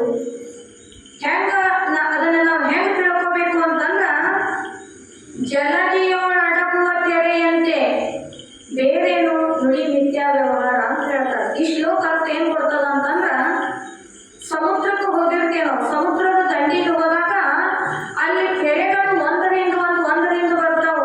ಎಲ್ಲಿ ಅವು ಒಂದಕ್ಕೊಂದು ಅಪ್ಪಳಿಸ್ತಾವೇನೋ, ಅವು ರಾಶಿ ರಾಶಿ ಕೆರೆ ಬಂದ್ರು ಕೂಡ ಅವು ದಂಡ್ಯಾಗ ಬಂದು ನಿಂದಿರ್ತಾವೇನೋ, ಕೆರೆ ಬರುವುದರ ಸುಳ್ಳೇನೋ, ಕೆರೆ ಒಂದರಿಂದ ಒಂದು ರಾಶಿ ರಾಶಿ ಬಂದ್ರು ಕೂಡ ಅವು ಹೆಂಗ ತೋರಿ ದಂಡಿಗೆ ಬರೋದ್ರೊಳಗಾಗ ಅವು ಹೆಂಗ ಅಡಗ್ತಾವು ಸಮುದ್ರದ ತೆರೆಗಳು, ಅದರಂತೆ ತೋರತಕ್ಕಂಥ ಜಗತ್ತು ಕಣ್ಣಿಗೆ ಮಾತ್ರ ತೋರ್ತದ ವಿನಃ ಅದು ನಿಜದಿಂದ ಜ್ಞಾನದಿಂದ ಅರ್ಥ ಅದು ಸುಳ್ಳದ.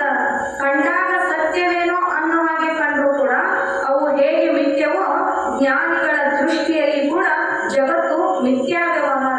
ಅಂಥ ಯಾವ ಜ್ಞಾನ ಚಂದ್ರಶೇಖರೇಂದ್ರ ಯೋಗಿಗಳು ತಮ್ಮ ಬಾಲ ವಯಸ್ಸಿನಲ್ಲಿ ಅರಿತವರಾಗಿದ್ದರು. ಆದ್ದರಿಂದ ಹಾಸ್ಯ ಮಾಡಿ ಆ ಹೆಣ್ಣು ಮಗಳನ್ನ ಕಂಡು ನಗುತ್ತಾರೆ. ಇದು ಜಡಮತಿಗಳಿಗೆ ಭಾವಕ್ಕೆ ಹೇಗೆ ಹೊಳೆಯುವುದು? ನಾವೆಲ್ಲ ಜಡ ಸ್ವರೂಪದಾಗಿದ್ದೇವೆ. ನಾವೇನು ಜಡ ಸ್ವರೂಪದಾಗಿದ್ದೇವೆ ಎಂದು ಮತ್ತು ನಮ್ಗೆ ಜ್ಞಾನ ಆಗವಲ್ದ. ಎಷ್ಟು ಕೇಳಿದ್ರಾಗ ನಮಗೆ ಜ್ಞಾನ ಯಾಕೆ ಆಗೋದು? ಜ್ಞಾನ ಇದ್ದವ ಚೇತನ ಸ್ವರೂಪ ಅಂತ ಶಾಸ್ತ್ರ ಹೇಳ್ತದ. ಜ್ಞಾನ ಯಾರಿಗಿಲ್ಲ ಅವ ಜಡ ಸ್ವರೂಪನ. ಇದಕ್ಕೆ ಯಾವ್ದ್ರ ಜ್ಞಾನವೂ ಇಲ್ಲ. ಇದಕ್ಕೆ ನಾವು ಮೈಕದನೇನು ಜ್ಞಾನ ಇಲ್ಲ, ಎಲ್ಲಿ ಕುಂತನೇನು ಜ್ಞಾನ ಇಲ್ಲ. ಹೆಂಗ ಇದು ಜ್ಞಾನ ಇಲ್ಲದ ಜಡ ವಸ್ತುಗಳಾಗಿ ಕುಂತೈತೋ, ಕಂಬ ಕಟ್ಟಿಗಳೆಲ್ಲ ಜಡ ಸ್ವರೂಪ ಅಂತಾರ. ಮತ್ತವು ಜೀವಿಲ್ಲಾಕ ಜಡ ಸ್ವರೂಪಗಳು ಕಂಬ ಕಟ್ಟಿಗೆ ವಸ್ತುಗಳಾಗಿ ಕುಂತಾವು. ಮತ್ತೆ ನಾವು ಮನುಷ್ಯರಾಗಿ ಹುಟ್ಟಿ ಅವಿಜ್ಞಾನಕ್ಕೆ ಬಂದು ಶಾಸ್ತ್ರ ಏನು, ಗುರು ಏನು, ದೈವ ಏನು ಹೇಳ್ತದೆ, ಪಾಪ ಪುಣ್ಯಗಳ ಜ್ಞಾನ ನಮಗಿದ್ದು ನಾವು ಪುನಃ ಅದರೊಳಗ ನಾವು ಹೇಷ್ಯರೂಪವಾದ ಸಂಸಾರದೊಳಗ ನಾವು ಇದ್ಕೊಂಡು ಜ್ಞಾನ ಬೇಕು ಅಂತಂದ್ರೆ ಎಲ್ಲಿ ಸಿಗ್ತದ? ಆದ್ದರಿಂದ ಇದು ಜಡಮತಿಗಳ ಭಾವಕ್ಕೆ ನಮ್ಮಂಥವ್ರ ಬುದ್ಧಿಗೆ ಯಾಕೆ ಹೊಳೆತದೆ ಎಂದೂ ಹೊಳೆಯಲಾರದು. ಅವರ ಮಾತುಗಳನ್ನು ತಿಳಿಯುವುದು ಭೂಮಿಯ ಜನರಿಗೆ ಅಸಾಧ್ಯವಾಗಿರುವುದು. ಅವರು ಕಲ್ಪನಾತೀತರು, ನಾವೆಲ್ಲ ಕಲ್ಪನಾಮಯವುಳ್ಳವರು. ಅವರ ಮಾರ್ಗಕ್ಕೆ ನಮ್ಮಗಳ ಮಾರ್ಗಕ್ಕೆ ವ್ಯತ್ಯಾಸ ಬಂದು ಅವರಿಗೆ ತಾಪವನ್ನು ಕೊಟ್ಟು ಮುಂದೆ ಶಾಪಕ್ಕೆ ಗುರಿಯಾಗ್ತಾ ಇದ್ರು. ಅವರು ಆಡುವ ಉಕ್ಕಿನಿಂದ ಕಾಯ್ದ ಶೈಲಿಯು ಬರೆಯಂತಾಗುತ್ತದೆ. ಅವರು ವಾಕ್ಯವನ್ನ ತಿಳಿದ ಬರಿ ಕೊಟ್ಟಂಗಾಗ್ತಾ ಇತ್ತು. ಯಾಕೆ ಆಗುತ್ತದೆ ಎಂದರೆ ತಿಳಿಯದ ಕಾರಣ. ಒಬ್ರು ಏನಾದ್ರೂ ಅವ ಅಂತವ ಅಂತ ಒಬ್ಬ ಅಂತ ಹೇಳಿದ, ಅವ ಭಾಳ ಕೆಟ್ಟವ, ಅವ ನಿಮ್ ಕೆಲ್ಸಕ್ಕೆ ಅಡ್ಡು ಬರಾಕತ್ತಾನ ಅನ್ನೋದಕ್ಕೆ ಅವ ಹಿಂದಿದ್ದು ಮುಂದಿನ ಏನು ಸಡನ್ ಆಗಿ ಹೋಗಿ ಅವಾಗ ನಾವು ಬೈದು ಬಿಟ್ವಿ ಅಂತಂದ್ರೆ ಆ ಶಬ್ದ ಹೊಡಿದೇ ಇದ್ರು ಕೂಡ ಮಾತುಗಳು ಬರಿ ಕೊಟ್ಟಂಗಾಗ್ತಾವಂತ. ಹೊಡೆದೇ ಇರೋದಿಲ್ಲ, ಬರಿ ಕೊಟ್ಟಿರೋದಿಲ್ಲ, ಬರೀ ಮಾತುಗಳು ಅವರಿಗೆ ಬರಿ ಕೊಟ್ಟಂಗಾಗ್ತಾವ. ಅಂತ ಯಾವ ಭೀಕರವಾದ ವಾಕ್ಯಗಳನ್ನ ಸದ್ಗುರುನಾಥನ ಮುಖಾಂತರದಿಂದ ಬರ್ತಿದ್ವು. ಯಾಕಂದ್ರೆ ಶಾಸ್ತ್ರೋಕ್ತರ ಮಾತು ಅಧರ್ಮದಿಂದ ನಡ್ಕೊಳ್ಳೋದು ಬರಿ ಕೊಟ್ಟಂಗಾಗ್ತಾವ. ಶಾಸ್ತ್ರ ಮಾತು ಶಸ್ತ್ರ ಸುತ್ತದಂಗಂತ. ಯಾರು ಆ ರೀತಿ ಅಜ್ಞಾನಗಳು ನಡೆಸಿರ್ತಾರಲ್ಲ ಅಂಥವ್ರಿಗೆ ಶಸ್ತ್ರ ಮುಖಾಂತರ ಚುಚ್ಚಿದಂಗಾಗ್ತಾವ. ಆದ್ದರಿಂದ ಆ ಭಗವಂತ ಆಡುವ ಮಾತು ಉಕ್ಕಿನಿಂದ ಕಾಯ್ದ ಶೆಳೆಯು ಬರೆಯಂತಾಗುವುದು. ಯಾಕಂದ್ರೆ ತಿಳಿಯದ ಕಾರಣ. ಈ ವಿಶ್ವವೆಲ್ಲ ಅವರಿಗೆ ಆಟವಾಗಿಯೇ ತೋರುತ್ತದೆ. ಈ ಸಂಸಾರವು ಮಾಯಾ ಬಜಾರಾಗಿರುವುದು. ನಮಗೆ ಕಾಣುವ ವಸ್ತುಗಳೆಲ್ಲ ನಾವು ನೋಡುವ ನೋಟಕ್ಕೆ ತಾಜಾ ವಸ್ತುಗಳಾಗಿವೆ. ಅವರ ನೋಟಕ್ಕೆ ಮಾತ್ರ ಹಾಸ್ಯಮಯವಾಗಿಯೂ ಹೇಯವಾಗಿಯೂ ಕೆಟ್ಟ ಒಂದು ರೀತಿಯೊಳಗೆ ಕಾಣ್ತಾವೆ. ನಮಗೆ ಭಾಳ ತಾಜಾ ವಸ್ತು ಅದ ಮಾರ್ಕೆಟ್ನಿಂದ ಫ್ರೆಶ್ ಕಾಯಿಪಲ್ಲೆ ತಂದ್ರೆ ಭಾಳ ತಾಜಾ ಐತೆ ಅಂತ ತಿಂತೀವಿ ನಾವು. ಹಂಗ ತೋರುವ ಜಗತ್ತೆಲ್ಲ ನಮ್ಮ ಕಡೆಗೆ ತಾಜಾ ಆಗಿ ಕಾಣ್ತದೆ. ಅವ್ರ ಭಾವದೊಳಗ ಹೇಯ ಅಂದ್ರ ಕೆಟ್ಟ ಅಂತ. ಕರ್ಮದ ಕೂಪ ಅಂತ ಹೇಳ್ತಾರೆ ಮಹಾಲಿಂಗರಂಗರು. ಕರ್ಮ ಕೂಪದಿ ಬಿಟ್ಟು ಕೆಡಬೇಡೋ ಎಲ್ಲೋ ಮನುಜ, ಕರ್ಮ ಕೂಪದಿ ಬಿಟ್ಟು ಕೆಡಬೇಡ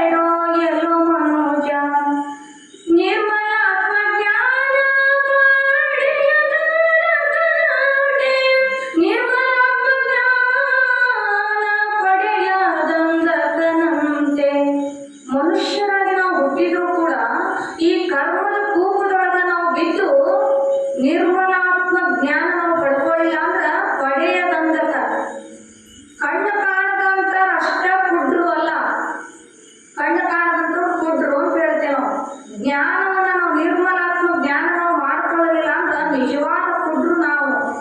ನಿರ್ಮಲಾತ್ಮಕ ಜ್ಞಾನ ಯಾವ ಮಾಡ್ಕೊಳ್ಳಿಲ್ಲಲ್ಲ ಅವ ನಿಜವಾದ ಕುರುಡ ಅಂತ ಮಹಲಿಂಗರಂಗರು ಹೇಳ್ತಾರೆ. ಆದ್ದರಿಂದ ಆ ಭಗವಂತನ ದೃಷ್ಟಿಯೊಳಗ ಅದು ಹೇಯ, ಕೆಟ್ಟ, ಮಿಥ್ಯ ಈ ರೀತಿಯಾಗಿ ಅವರಿಗೆ ಕಂಡು ಬರ್ತದ.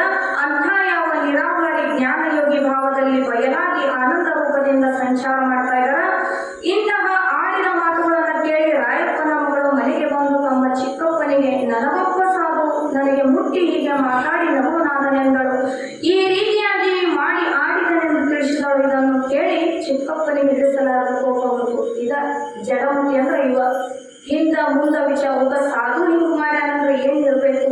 ಮಹಾತ್ಮರ ಸ್ಥಿತಿ ಒಳಗಿರ್ತಾರ ಅವ್ರು ಯಾಕೆ ಹಿಂಗ್ ಮಾಡಿದ್ರು? ಅವ್ರನ್ನ ಸಮಾಧಾನ ಸ್ಥಿತಿಯಿಂದ ಹೋಗಿ ಕೇಳುವಂತ ಜ್ಞಾನ ಅವರಲ್ಲಿಲ್ಲ. ಆಕೆ ಹೇಳಿದ್ನು, ಇವ್ರ ಕೋಪ ಬಂದ್ಬಿಡ್ತು. ಚಿಕ್ಕಪ್ಪನಾದ ಗಂಗಪ್ಪನು ತಡ ಮಾಡದೆ ಬಡಗಿಯನ್ನು ಹುಡುಕುವನಾದನು. ಬೀದಿಯಲ್ಲಿ ಅದು ಅಂಗಳದಲ್ಲಿ ಹಗಲಿನ ಸಮಯ. ಜನರು ಓಡಾಡುವಾಗ ನಿನ್ನ ಹೊಟ್ಟೆಯನ್ನು ಮುಟ್ಟಿ ಬಾಯಿಗೆ ಹಚ್ಚಿ ನಗುವುದೆಂದರೆ ಅವನಿಗೆ ನಾಚಿಕೆ ಇಲ್ಲ, ಹೆದರಿಕೆ ಇಲ್ಲ. ಮಗಳ ಆಳವನ್ನು ಕಂಡು ತನ್ನ ಮೈ ಮರೆತನು. ಹಗಲೊತ್ತಿನಾಗ ನಿನ್ನ ಹೊಟ್ಟೆ ಮುಟ್ಟಿ ಆ ಮಾತನ್ನ ಅಂದು ಬಾಯಿಗೆ ಕೈ ಹಚ್ಚಿ ನಗತಾನಂದ್ರ ಅವನಿಗೇನು ಭಯ ಇಲ್ಲೋ, ನಾಚಿಕೆ ಇಲ್ಲೋ, ಅವಾಗ ಹೆದರಿಕೆನೋ ಇಲ್ಲೋ, ಅವ ಎಲ್ಲರನ್ನ ನೋಡೇ ಬಿಡ್ತೇನೆ ಅಂತ ಹೇಳಿ ಅವನನ್ನ ಹಿಡಿದುಕೊಂಡು ವೈರಿಯನ್ನು ಬಡಿಯುವನೋ ಎಂಬಂತೆ ಒಂದು ದೊಡ್ಡದಾದ ಬಡಿಗೆಯನ್ನು ತೆಗೆದುಕೊಂಡು ಹಾವಿನ ಬಾಯಿಯೊಳಗೆ ಇಲಿಯು ಕಳಚಿ ಓಡಿ ಮರೆಯಾದ ಕೂಡಲೇ ಸರ್ಪವು ಗಡಿಬಿಡಿಯಾಗಿ ಓಡಾಡುತ್ತದೆ. ಅದರಂತೆ ಗಂಗಪ್ಪನಾದರೂ ಆ ಸಾಧುವನ್ನು ಹುಡುಕಲು ಓಡಿ ಹಿಡಿದು ಓಡಾಡುತ್ತಿದ್ದನು. ಅವನ ಆರ್ಭಟಕ್ಕೆ ಏನಾಗಿದೆ ಎಂದು ಜನರೆಲ್ಲ ಓಣಿಯ ಜನರು ಬೆಳಗಾಗಿ ನೋಡುವರು. ಎಲ್ಲೆದನೋ ಅಂತ ಹೇಳಿ ಬಡಿಗೆ ಹಿಡ್ಕೊಂಡು ಓಡಿ ಓಡಾಡಕತ್ತ. ಈಗ ಗಂಗಪ್ಪನು ನೀಟಾದ ಗಟ್ಟಿ ಬಿದಿರಿನ ಬಡಿಗೆಯನ್ನು ಕೈಯಲ್ಲಿ ಹಿಡಿದುಕೊಂಡು ಹುಡುಕಲು ಓಡಾಡುತ್ತಿದ್ದನು. ಅವನ ಅಣ್ಣ ರಾಯಪ್ಪನು ಕೂಡ ತಮ್ಮನ ಹಿಂದೆ ಮಾರುತ್ತ ಬಡಿಗೆಯನ್ನು ತಗೊಂಡು ಅವನು ಕೂಡ ಸದ್ಗುರುನಾಥನನ್ನ ಹುಡುಕಲಿಕ್ಕೆ ಹೊಂಟ. ಆಗ ಸಿದ್ಧಿನ ಅಬ್ಬರದಲ್ಲಿ ಇವರಿಬ್ಬರು ಕಂಡಾಕ್ಷಣವೇ ಅವಡಗಚ್ಚಿ ಇಬ್ಬರು ಬಲಶಾಲಿಗಳು ಬಡಿಗೆ ತೊಡಗಿದರು. ಇವ ನಿರ್ಭಯದಿಂದ ಇವೇ ಕೌತ್ಕೊಂಡು ಕೊಡ್ತಾನ ಸದ್ಗುರುನಾಥ. ಇವ ನಿರಾಹಾರಿಯಾಗಿ ಯಾವುದೇ ನಿಶ್ಚಿಂತ ಇಲ್ಲದ ಒಳ್ಳೆಯ ಬರಾಕತ್ತಿದ್ದ. ಯಾವಾಗ ಸದ್ಗುರುನಾಥ ಈ ದುಷ್ಟರ ದೃಷ್ಟಿಯೊಳಗ ಬಿದ್ದನೋ ಇಬ್ಬರು ಒಂದು ದೊಡ್ಡದಾದ ಬಡಿಗೆಯನ್ನು ಹಿಡ್ಕೊಂಡು ಸದ್ಗುರುನಾಥ ನಡುವೆ ನಿಂತಿದ್ದ ಬಲಶಾಲಿಗಳಾದ ಇಬ್ಬರು ಸದ್ಗುರುನಾಥನನ್ನು ಹೊಡೆಯಲಿಕ್ಕೆ ಚಾಲು ಮಾಡಿದರು. ಆವಾಗ ಹೊಡೆಯುವಾಗ ಅಪ್ಪರು ಹೇಳ್ತಾ ಇದ್ರು, ಹೊಡೆಯಲೇ ಈ ಮಲದ ಬಡಿಗೆಯನ್ನು ಒಡೆಯದೆ ಬಿಡಲೇ ತಾನು ಮಾಡಿದ್ದು ತಾನು ಉಣ್ಣುತ್ತದೆ ಎಂದು ಕಣ್ಣುಚ್ಚಿ ಸುಮ್ಮನೆ ನಿಂತುಕೊಂಡರು. ಇಬ್ಬರು ಅಣ್ಣ ತಮ್ಮಂದಿರು ಇದರ ಬದಲಾಗಿ ಜೋಳದ ಅಂಕಣಿಯನ್ನು ಹೊಡೆದಂತೆ ಎರಡು ಕೈಗಳಿಂದ ಹೊಡೆಯ ಹಚ್ಚಿದರು. ಇಂತಹ ಗೌರವಮಯವಾದ ಯಮಯಾತನೆಯನ್ನು ಶರೀರಾದಿ ಇಂದ್ರಿಯಾದಿಗಳ ಅವರಿಗೆ ಕಿಂಚಿತ್ ಕಳವಳವಿಲ್ಲ. ಹೇಗೆ ಶರೀರಕ್ಕೆ ಬೇರೆಯಾಗಿ ಮಲದ ಬಡಿಗೆ ಒಡೆಯಿದೆ ಎನ್ನುತ್ತಾರೆ. ನಿನ್ನ ಮಗಳು ಇಂಥ ಒಂದು ಅಗಳಿ ಹಾಕೊಂಡು ಬಗಳಿ ಅಗಾಳ, ಇದು ಶಾಸ್ತ್ರೋತ್ತರವಾಗಿ ವಿಚಾರ ಮಾಡಿದ್ರೆ ಹಿಂಗೈತಿ ಅಂತ ತಿಳಿಸಿ ಹೇಳಿದ್ರೆ ಏನಕ್ಕಿತ್ತೋ ಏನೋ. ಯಾಕೆ ಅವ್ರು ತಿಳಿಸಿ ಹೇಳಲಿಲ್ಲ ಅಂದ್ರ ಅಜ್ಞಾನದಲ್ಲಿ ಮನುಷ್ಯ ಎಂಥ ಒಂದು ಶಿಟ್ಟಿನ ಒಳಗ ಎಂಥ ಒಂದು ನಿರ್ಧಾರ ತಗೊಂತಾನ. ಯಾಕೆ ತಗೊಂತಾನ ಅಂದ್ರೆ ಜ್ಞಾನ ಇಲ್ಲಾರ್ದ ತಗೋತಾನ. ಜ್ಞಾನ ಅನ್ನುವಂಥದ್ದು ಎಷ್ಟು ಶ್ರೇಷ್ಠ ಅನ್ನುವಂಥದ್ದನ್ನ ತಿಳಿಸಿಕೊಡಲಿಕ್ಕೆ ತನ್ನ ಶರೀರವನ್ನ ಅವರು ಮುಂದಿಟ್ಟು ಅಷ್ಟು ಇದರ ಬದಲಾಗಿ ಅವರು ಹೊಡೆದ್ರು ಕೂಡ ಇದು ಮಲದ ಗಡಿಗೆ ತಾನು ಮಾಡಿದ್ದು ತಾವು ಉಂಟತಿ ಅದನ್ನ ಹೊಡೆಯಿರಿ ಅಂತ ಹೇಳ್ತಾ ಇದ್ರು. ಆದ್ದರಿಂದ ಶರೀರವನ್ನು ಬೆನ್ನಿಟ್ಟು ಹೊರಿತಾ ಇದ್ರು. ಇನ್ನೊಬ್ಬರು ಹೊಡೆಯುವಾಗ ನಮ್ಗೆ ಯಾಕೆ ದುಃಖ ಆಕತಿ? ನಮ್ಮನ್ನು ಹೊಡೆಯುವಾಗ ಅವ್ರಿಗೆ ಯಾಕೆ ದುಃಖ ಇರ್ತೈತಿ? ಯಾವಾಗ ತಮ್ಮ ಶರೀರಕ್ಕೆ ಆ ಪೆಟ್ಟು ಬಿದ್ದು ಅವಾಗ ಅವ್ರಿಗೆ ಅನುಭವ ಆಗ್ತದೆ. ಅನುಭವಕ್ಕೆ ಬರುವಂತದ್ದು ಅಂತಂದ್ರ ಇಬ್ಬರು ತಾಯಿಗಳು ಒಂದೊಂದು ಎಮ್ಮೆ ಸಾಕಿದ್ರು. ಬಹಳ ಕಿಮ್ಮತ್ತಿನ ಎಮ್ಮಿದ್ದು, ಅಕಿನೂ ಸಾಕಿದ್ದು ಈಕಿನೂ ಸಾಕಿದ್ದು. ಇಬ್ರು ಜೊತೆ ಮ್ಯಾಗ ಮೇಸಾಕ್ ಹೋಗ್ತಿದ್ರು. ರೋಡ್ ಹಿಡಿದು ಮೇಸ್ಕೊಂಡು ಬರ್ತಿದ್ರು. ದಿನ ಪದ್ಧತಿ ಹಾಲು ಕೊಡ್ತಿದ್ರು. ಬಹಳ ಖುಷಿಯಿಂದ ಇದ್ರು ಇಬ್ರು. ಅಕಸ್ಮಾತ್ ಆಗಿ ಒಬ್ಬಕ್ಕೆ ಎಮ್ಮೆ ಸತ್ತು ಬಿಡ್ತು. ಓಡಾಡಿ ಹೇಳಕತ್ಲಕ್ಕೆ ಎಮ್ಮೆ ಮುಂದಿಟ್ಕೊಂಡ, ನಿನ್ನ ಮ್ಯಾಗ ನನ್ನ ಜೀವನ ನಡೀತಿತ್ತು, ನೀ ಸತ್ತಿ ಇನ್ನು ನಾ ಹೆಂಗ್ ಮಾಡ್ಲಿ ಅಂತ ಹೇಳಿ ಎಮ್ಮೆ ಸತ್ತಾಗಿ ಓಡಾಡಿ ಹೇಳಕತ್ತ. ಜೀವಿತ ಎಮ್ಮೆ ಯಾಕೆ ಬಂದ್ಲಕ್ಕೆ ಈಗ ಬುದ್ಧಿ ಹೇಳಕ ಬಿಡಯವ್ವ, ಅಷ್ಟ್ಯಾಕೆ ಚಿಂತೆ ಮಾಡ್ತಿ? ಎಮ್ಮೆ ಸತ್ರ ಮತ್ ನಾಳೆ ಒಂದು ಚಲೋ ಎಮ್ಮೆ ತಗೊಂಡ್ ಬಿಡು. ಎಮ್ಮೆ ಸತ್ತಿದ್ದಕ್ಕೆ ಇಷ್ಟ ಹೌದಾ? ಏನ್ ಆಗೋದಾಗ್ಬೋದು, ಮತ್ತೊಂದು ಎಮ್ಮೆ ತಂದ್ರ ಬಿಡು ಅಂತ ನಕ್ನಾಕಿ ಹೇಳ್ತಿದ್ಲಕ್ಕೆ. ಏನಾಗ್ಬಿಡು ಸತ್ರ ಅದ್ಯಾಕಷ್ಟು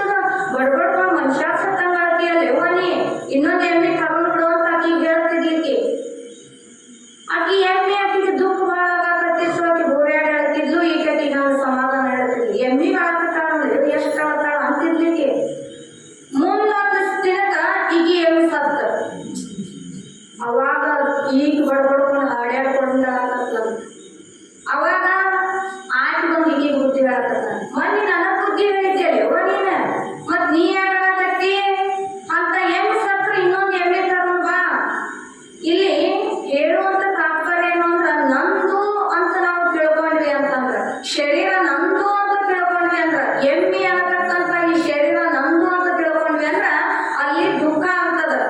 ಇನ್ನೊಬ್ಬರ ಶರೀರ ಅಂತ ತಿಳ್ಕೊಂಡ್ವಿ ಅಂದ್ರ ಅದನ್ನ ಎದುರಿಟ್ಟು ಅರಟ್ವಿ ಅಂತಂದ್ರ ಅಲ್ಲಿ ದುಃಖ ಇಲ್ಲ. ಹಂಗ ಸದ್ಗುರು ಯತಿರಾಜ ಹೆಂಗ ಅರಿತಿದ್ದ ತನ್ನ ಶರೀರವನ್ನ ಅಂತಂದ್ರ ಎದುರಿಟ್ಟು ಅರಿತಿದ್ದ.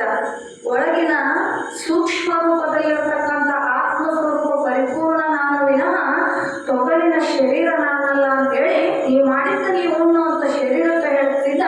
ಮಲದ ಗಡಿಗೆ ಒಡೆಯರಲೇ ಅಂತೇಳಿ ಆ ರಾಯಪ್ಪ ಗಂಗೊಪ್ಪನಿಗೆ ಹೇಳ್ತಾ ಇದ್ದ. ಚನ್ನಬಸವೇಂದ್ರ ಯೋಗಿಗಳು ಶೂರರಲ್ಲಿ ಮಹಾಶೂರರು, ವೀರರಲ್ಲಿ ಮಹಾವೀರರು, ಧೀರರಲ್ಲಿ ಮಹಾಧೀರನು, ಪರಾಕ್ರಮಿಗಳಲ್ಲಿ ಅತಿ ಪರಾಕ್ರಮಿಯಾಗಿ ತನ್ನ ಜೀವನವನ್ನು ರಣಭೂಮಿಯಲ್ಲಿ ಹೋಮ ಮಾಡಲು ನಿಂತಿದ್ದಾರೆ. ಯಾತಕ್ಕಾಗಿ?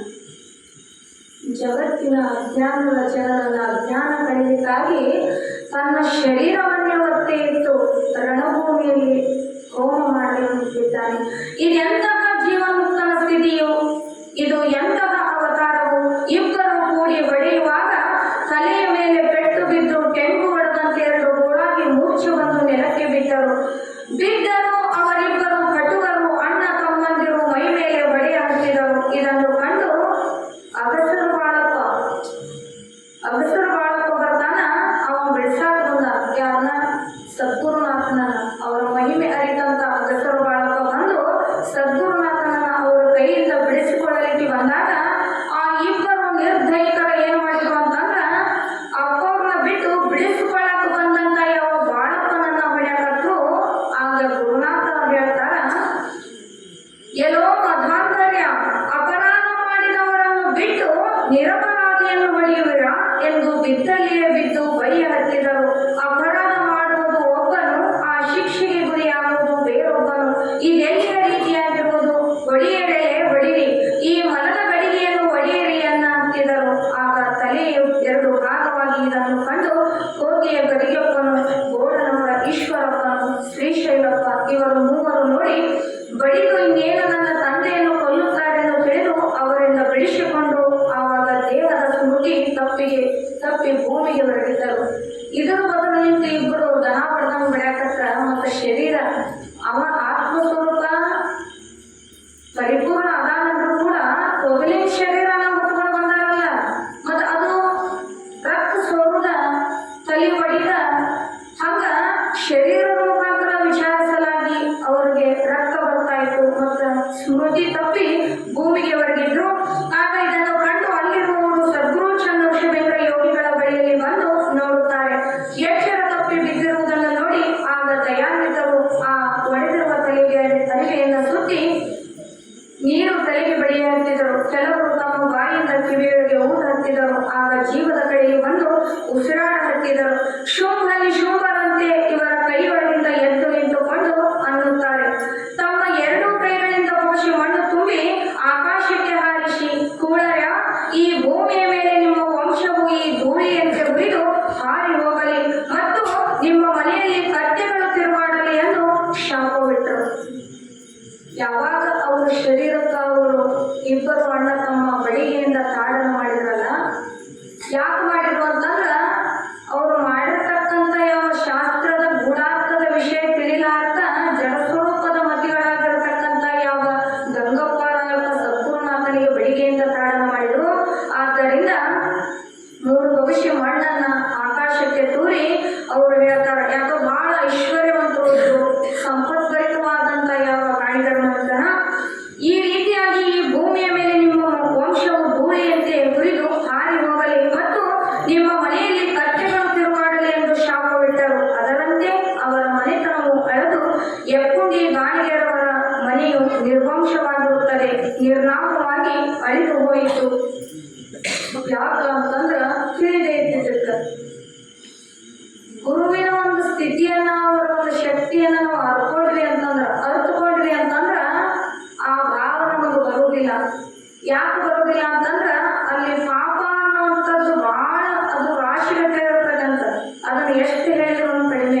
ಯಾಕೆ ಗುರುವಿನ ಸ್ಥಿತಿ ನಮ್ಗೆ ಅರಿಕೆಗೆ ಬರುವುದಿಲ್ಲ, ನಮ್ಮ ಜ್ಞಾನಕ್ಕ ತಾಕತ್ತಿನ ಭಗವಂತನ ಅನ್ನೋದು ಯಾಕೆ ನಮ್ಗೆ ಗೋಚರ ಆಗುದಿಲ್ಲ ಅಂತಂದ್ರ ಅಲ್ಲಿ ಮಲದೋಷ ಅನ್ನುವಂಥದ್ದು ಆ ಗುರುನ ಕಾರಣದಾಗ ಅದು ಮುಚ್ಚಿ ಹಾಕಿಬಿಟ್ಟಿರ್ತದೆ ಅಂತ ನೋಡ್ರಿ. ಅಷ್ಟೊಂದು ಪಾಪ ರಾಶಿ ನಮ್ದು ಹಿಂದಿಂದ ಇತ್ತು ಅಂತಂದ್ರ ಗುರು ಅನ್ನೋದು ಅವ್ರ ಭಾವಕ್ಕೆ ಬರುತ್ತಿಲ್ಲ. ಆದ್ದರಿಂದ ಆ ಕಾರಣ ಹೇಯವಾದ ನಶ್ವರವಾದ ಸಂಸಾರದ ಬಗ್ಗೆ ಜ್ಞಾನ ತಿಳಿಸುವಂತ ಗುರುನಾಥ ಅಂಥ ಭಗವಂತನ ವಾಕ್ಯಗಳನ್ನ ಕೇಳಿದ್ವಿ ಅಂತಂದ್ರ ಇಷ್ಟೊಂದು ದುರ್ಗತಿ ಅವ್ರಿಗೆ ಆಗ್ತಿದ್ದಿಲ್ಲ. ಅವ್ರ ವಾಕ್ಯಗಳನ್ನ ಕೇಳಿದ್ರು ಅಂತಂದ್ರೆ ದುರ್ಗತಿ ಆಗ್ತಿದ್ದಿಲ್ಲ. ಆದ್ದರಿಂದ ಗುರುವಿನ ವಾಕ್ಯಗಳನ್ನ ನಂಬಬೇಕು. ಅವರು ಏನು ಹೇಳಿದಾರಂದ್ರೂ ಕೂಡ ನಮಗೆ ಬಂದಂತ ಕುತ್ತು ಕಳೀತಾರ. ಆ ಕುತ್ತು ಕಳೆಯುವ ಗೂಢಾರ್ಥದಿಂದ ಅವರು ವಾಕ್ಯಗಳನ್ನ ನಮಗೆ ತಿಳಿಸ್ತಿರ್ತಾರ. ನಮ್ಮ ಅಲ್ಪಮತಿಗೆ ತಿಳಿಯಲಾರದೆ ದುಃಖಕ್ಕೆ ಗುರಿ ಆಗ್ತೀವಿ. ಅವ್ರ ವಾಕ್ಯಗಳನ್ನ ನಾವು ತಿಳಿಲಾರದ ನಾವು ದುಃಖಕ್ಕೆ ಗುರಿ ಆಗ್ತೀವಿ. ಆದ್ದರಿಂದ ಭಗವಂತ ಸ್ವರೂಪಿ ಸದ್ಗುರುನಾಥನನ್ನ ನಂಬಬೇಕು. ಮೊದಲು ನಂಬಿಕೆ ಅನ್ನುವಂಥದ್ದು ನಾವು ಇದ್ವಿ ಅಂತಂದ್ರೆ ಬಹಳ ಹತ್ತಾರು ದೇವರಿಗೆ ಕೈ ಮುಗಿಯೋದಕ್ಕಿಂತ ನಮ್ಮ ದುಃಖವನ್ನು ನಾಶ ಮಾಡಿರ್ತಕ್ಕಂಥ ಒಬ್ಬ ಶ್ರೇಷ್ಠ ಸದ್ಗುರುವಿಗೆ ನಾವು ಮೊರೆ ಹೋಗ್ತೀವಿ ಅಂತಂದ್ರೆ ನಮ್ಮನ್ನ ಮರಣದಿಂದ ಕೂಡ ರಕ್ಷಣೆ ಮಾಡುವಂತ ಜವಾಬ್ದಾರಿ ಅವರು ಹೊತ್ತಿರ್ತಾರೆ. ಹೆಂಗ ಹಡೆದಂತ ಜನ್ಮ ಕೊಟ್ಟಂತ ತಂದೆಗೆ ನನ್ನ ಎಲ್ಲಾ ಮಕ್ಕಳನ್ನ ನಾನು ಸಂರಕ್ಷಣೆ ಮಾಡ್ಬೇಕು ಅನ್ನುವಂಥ ಭಾರ ಹೆಂಗಿರ್ತದೋ, ಯಾರು ನನ್ನನ್ನ ನಂಬಿ ಶರಣಾಗತರಾಗಿ ಬಂದಿರ್ತಾರಲ್ಲ ಅವರನ್ನ ಕಷ್ಟದಿಂದ ಪಾರು ಮಾಡ್ಬೇಕು ಅನ್ನುವಂತ ವಿಚಾರ ಕೂಡ ಗುರುನಾಥನಲ್ಲಿ ಇರ್ತದ. ಆದ್ದರಿಂದ ನೂರಾರು ದೇವರಿಗೆ ಹೋಗಿ ನಾವು ಕಾಯಿ ಕಟ್ಟಿ ಹರಕೆ ಹೊತ್ತು ಏನೆಲ್ಲ ಮಾಡಿ ಬರ್ತೀವಿ ಅಂದ್ರೂ ಕೂಡ ಅದು ವ್ಯರ್ಥ. ಶ್ರೇಷ್ಠವಾಗಿರತಕ್ಕಂಥ ಸದ್ಗುರುನಾಥನನ್ನ ನಾವು ನಂಬಿದ್ವಿ ಅಂತಂದ್ರೆ ನಮಗೆ ಬಂದಂತ ದುಃಖವನ್ನು ಅವರು ಪರಿಹಾರ ಮಾಡ್ತಾರೆ. ಆದ್ದರಿಂದ ಮಹಲಿಕರನ್ನು ರಚಿಸ್ತಾರ. ನಂಬು ನಂಬೆಲೋ ಮನುಜ ಗುರುಪಾದವ, ನಂಬು ನಂಬೆಲೋ ಮನುಜ ಢಂಬಕ ಸಂಸಾರ ಬಾಧೆಯನ್ನಳಿದು ಈ ಕುಂಬಿಡಿಯೊಳು ಮುಕ್ತನಾಗಬೇಕಾದರೆ, ಈ ಹೇಯವಾದ ಸಂಸಾರದಿಂದ ನೀವು ಮುಕ್ತ ಆಗಬೇಕು ಅನ್ನುವಂಥ ವಿಚಾರ ನನಗಿದ್ರ ಹತ್ತಾರು ದೇವರಿಗೆ ಹೋಗಿ ಕೈ ಮುಗಿಬೇಡ. ಶ್ರೇಷ್ಠವಾಗಿರತಕ್ಕಂಥ ಸದ್ಗುರುನಾಥನನ್ನ ನೀನು ನಂಬಿದಿ ಅಂತಂದ್ರ ನಿನ್ನ ಮುಕ್ತನನ್ನಾಗಿ ಮಾಡ್ತಾನ, ನಿನ್ನ ಈ ಭವಬಂಧನದಿಂದ ಪಾರು ಮಾಡ್ತಾನ. ಆದ್ದರಿಂದ ನಂಬು. ಇಂಥ ಯಾವ ನಂಬಿಕೆ ಇರಲಾರದೆ ಯಾವ ಬಾಣಿಗೆರ ವಂಶ ಸದ್ಗುರುನಾಥನ ಶಾಪಕ್ಕೆ ಗುರಿಯಾಗಿ ಅದು ದುರ್ಗತಿಯನ್ನ ಹೊಂದಿತು. ಅವರು ಇರುವಾಗ ಊರ ತುಂಬೆಲ್ಲ ವರ್ಗೀಯ ಮನೆಗಳು, ಭೂಮಿಯ ತುಂಬೆಲ್ಲ ಸಾಲ ಕೊಟ್ಟ ಹೊಲಗಳಿದ್ದವು. ಈ 4 ಜನರು ಅಣ್ಣ ತಮ್ಮಂದಿರು ಯಾರೂ ಉಳಿಯಲಿಲ್ಲ. ಅವರ ಹೆಸರಿನ ಒಂದು ಚೂರು ಭೂಮಿಯು ಕೂಡ ಉಳಿಯಲಿಲ್ಲ. ಹೀಗಾಗಲಿಕ್ಕೆ ಸದ್ಗುರು ಚನ್ನಬಸವೇಂದ್ರ ಯೋಗಿಗಳ ತಾಪವೇ ಶಾಪವಾಗಿ ಪರಿಣಮಿಸಿತು. ಮುಂದೆ ಗಿರಿಮಲ್ಲಪ್ಪನೆಂಬುವರು ಪದ್ಮವ್ವ ಮತ್ತು ಉಳವಿಯವರ ಮನೆಯ ನೀಲವ್ವ ಮೂವರು ಸೇರಿ ಅವರನ್ನು ಎತ್ತಿಕೊಂಡು ಹೋಗಿ ಒಳಸಂಗದವರ ಮನೆಯಲ್ಲಿರಿಸಿದರು ಮತ್ತು ಭಕ್ತಿಯಿಂದಲೇ ಅವರನ್ನು ಉಪಚಾರ ಮಾಡಿ ಸೇವೆಯನ್ನು ಸಲ್ಲಿಸಿದರು. ಶ್ರೀ ಸದ್ಗುರು ಚನ್ನಬಸವೇಂದ್ರ ಯೋಗಿಗಳ ಕೃಪೆಗೆ ಪಾತ್ರರಾದರು. ಅವರಿಗೆ ಸದ್ಗುರು ಆಯುರ್ ಆರೋಗ್ಯ ಸಂಪತ್ತು ಅವರ ವಂಶಕ್ಕೆ ಇರುವುದಾಗಲೆಂದು ಸದ್ಗುರುನಾಥನು ಹಾರೈಸಲಿ. ಊರೂರಿಗೆ ಚನ್ನಬಸವೇಂದ್ರ ಯೋಗಿಗಳನ್ನು ಅವರ ಶರೀರವನ್ನು ಆಪತ್ತಿನಲ್ಲಿ ಬಹುಭಕ್ತಿಯಿಂದ ಉಪಚರಿಸಿರುತ್ತಾರೆ. ಇಂತಹ ಅವತಾರಧಾರಿಯಾದ ಸದ್ಗುರು ಚನ್ನಬಸವೇಂದ್ರ ಯೋಗಿಗಳ ಪಾದ ಪದ್ಮಗಳಲ್ಲಿ ಅನಂತ ಕೋಟಿ ಪ್ರಣಾಮಗಳು. ಈ ಚರಿತ್ರೆಯನ್ನು ಪ್ರತಿನಿತ್ಯ ಭಕ್ತಿಯಿಂದ ಒಂದೆರಡು ಅಧ್ಯಾಯಗಳನ್ನು ಓದಿದವರಿಗೆ ಸಂಸಾರದಲ್ಲಿ ಬಂದ ಕಷ್ಟಗಳು ಪರಿಹಾರವಾಗಿ ಸರ್ವ ಸಂಪತ್ತಿನಿಂದ ಒಡಗೂಡುವರೆಂದು ತಾವುಗಳು ತಿಳಿದುಕೊಂಡು ನಡೆಯಬೇಕು ಅಂತೇಳಿ ಓಂಕಾರೇಶ್ವರ ಶ್ರೀಗಳು ನಮ್ಮಂತ ಅಜ್ಞಾನಿ ಜನರನ್ನ ಎಚ್ಚರಿಸಲಿಕ್ಕೆ ಒಳ್ಳೊಳ್ಳೆ ಅದ ಕಷ್ಟ, ಅದ ತಾಪ, ಅದ ದುಃಖ ಅಂತೇಳಿ ಅದ್ರೊಳಗ ಒಳ್ಳೊಳ್ಳೆ ಮುಳುಗಬೇಡ್ರಿ. ಅಂತ ಕಷ್ಟ ಯಾರಿಗೆ ಬಂದಿರ್ತೈತಲ್ಲ ಅವರು ಇಂಥ ಭಗವಂತನ ಚರಿತ್ರೆಯನ್ನ ದಿನಕ್ಕೂ ಒಂದು ಸತಿ ಅವರ ಒಂದು ಪಾರಾಯಣವನ್ನಾಗಲಿ, ಅವರ ನಾಮವನ್ನು ಸ್ತುತಿಸುವುದಾಗಲಿ, ಅವರ ಜ್ಞಾನವನ್ನು ಸ್ಮರಿಸುವುದಾಗಲಿ ಮಾಡಿದ್ವಿ ಅಂತಂದ್ರ ನಿಮಗೆ ಬಂದಂತ ಕಷ್ಟ ದೂರ ಆಗ್ತಾವ ಅಂತೇಳಿ ಪ್ರಮಾಣವನ್ನು ಮಾಡಿದ್ದಾರೆ. ಆದ್ದರಿಂದ ಅಂತ ಶ್ರೇಷ್ಠ ಮಹಾತ್ಮನ ಚರಿತ್ರೆಯನ್ನ ಈ ಬಾವಿಹಾಳದೊಳಗ ನೀವೆಲ್ಲ ಭಕ್ತಿಯಿಂದ ಶ್ರವಣ ಮಾಡ್ತಾ ಇದ್ರಿ.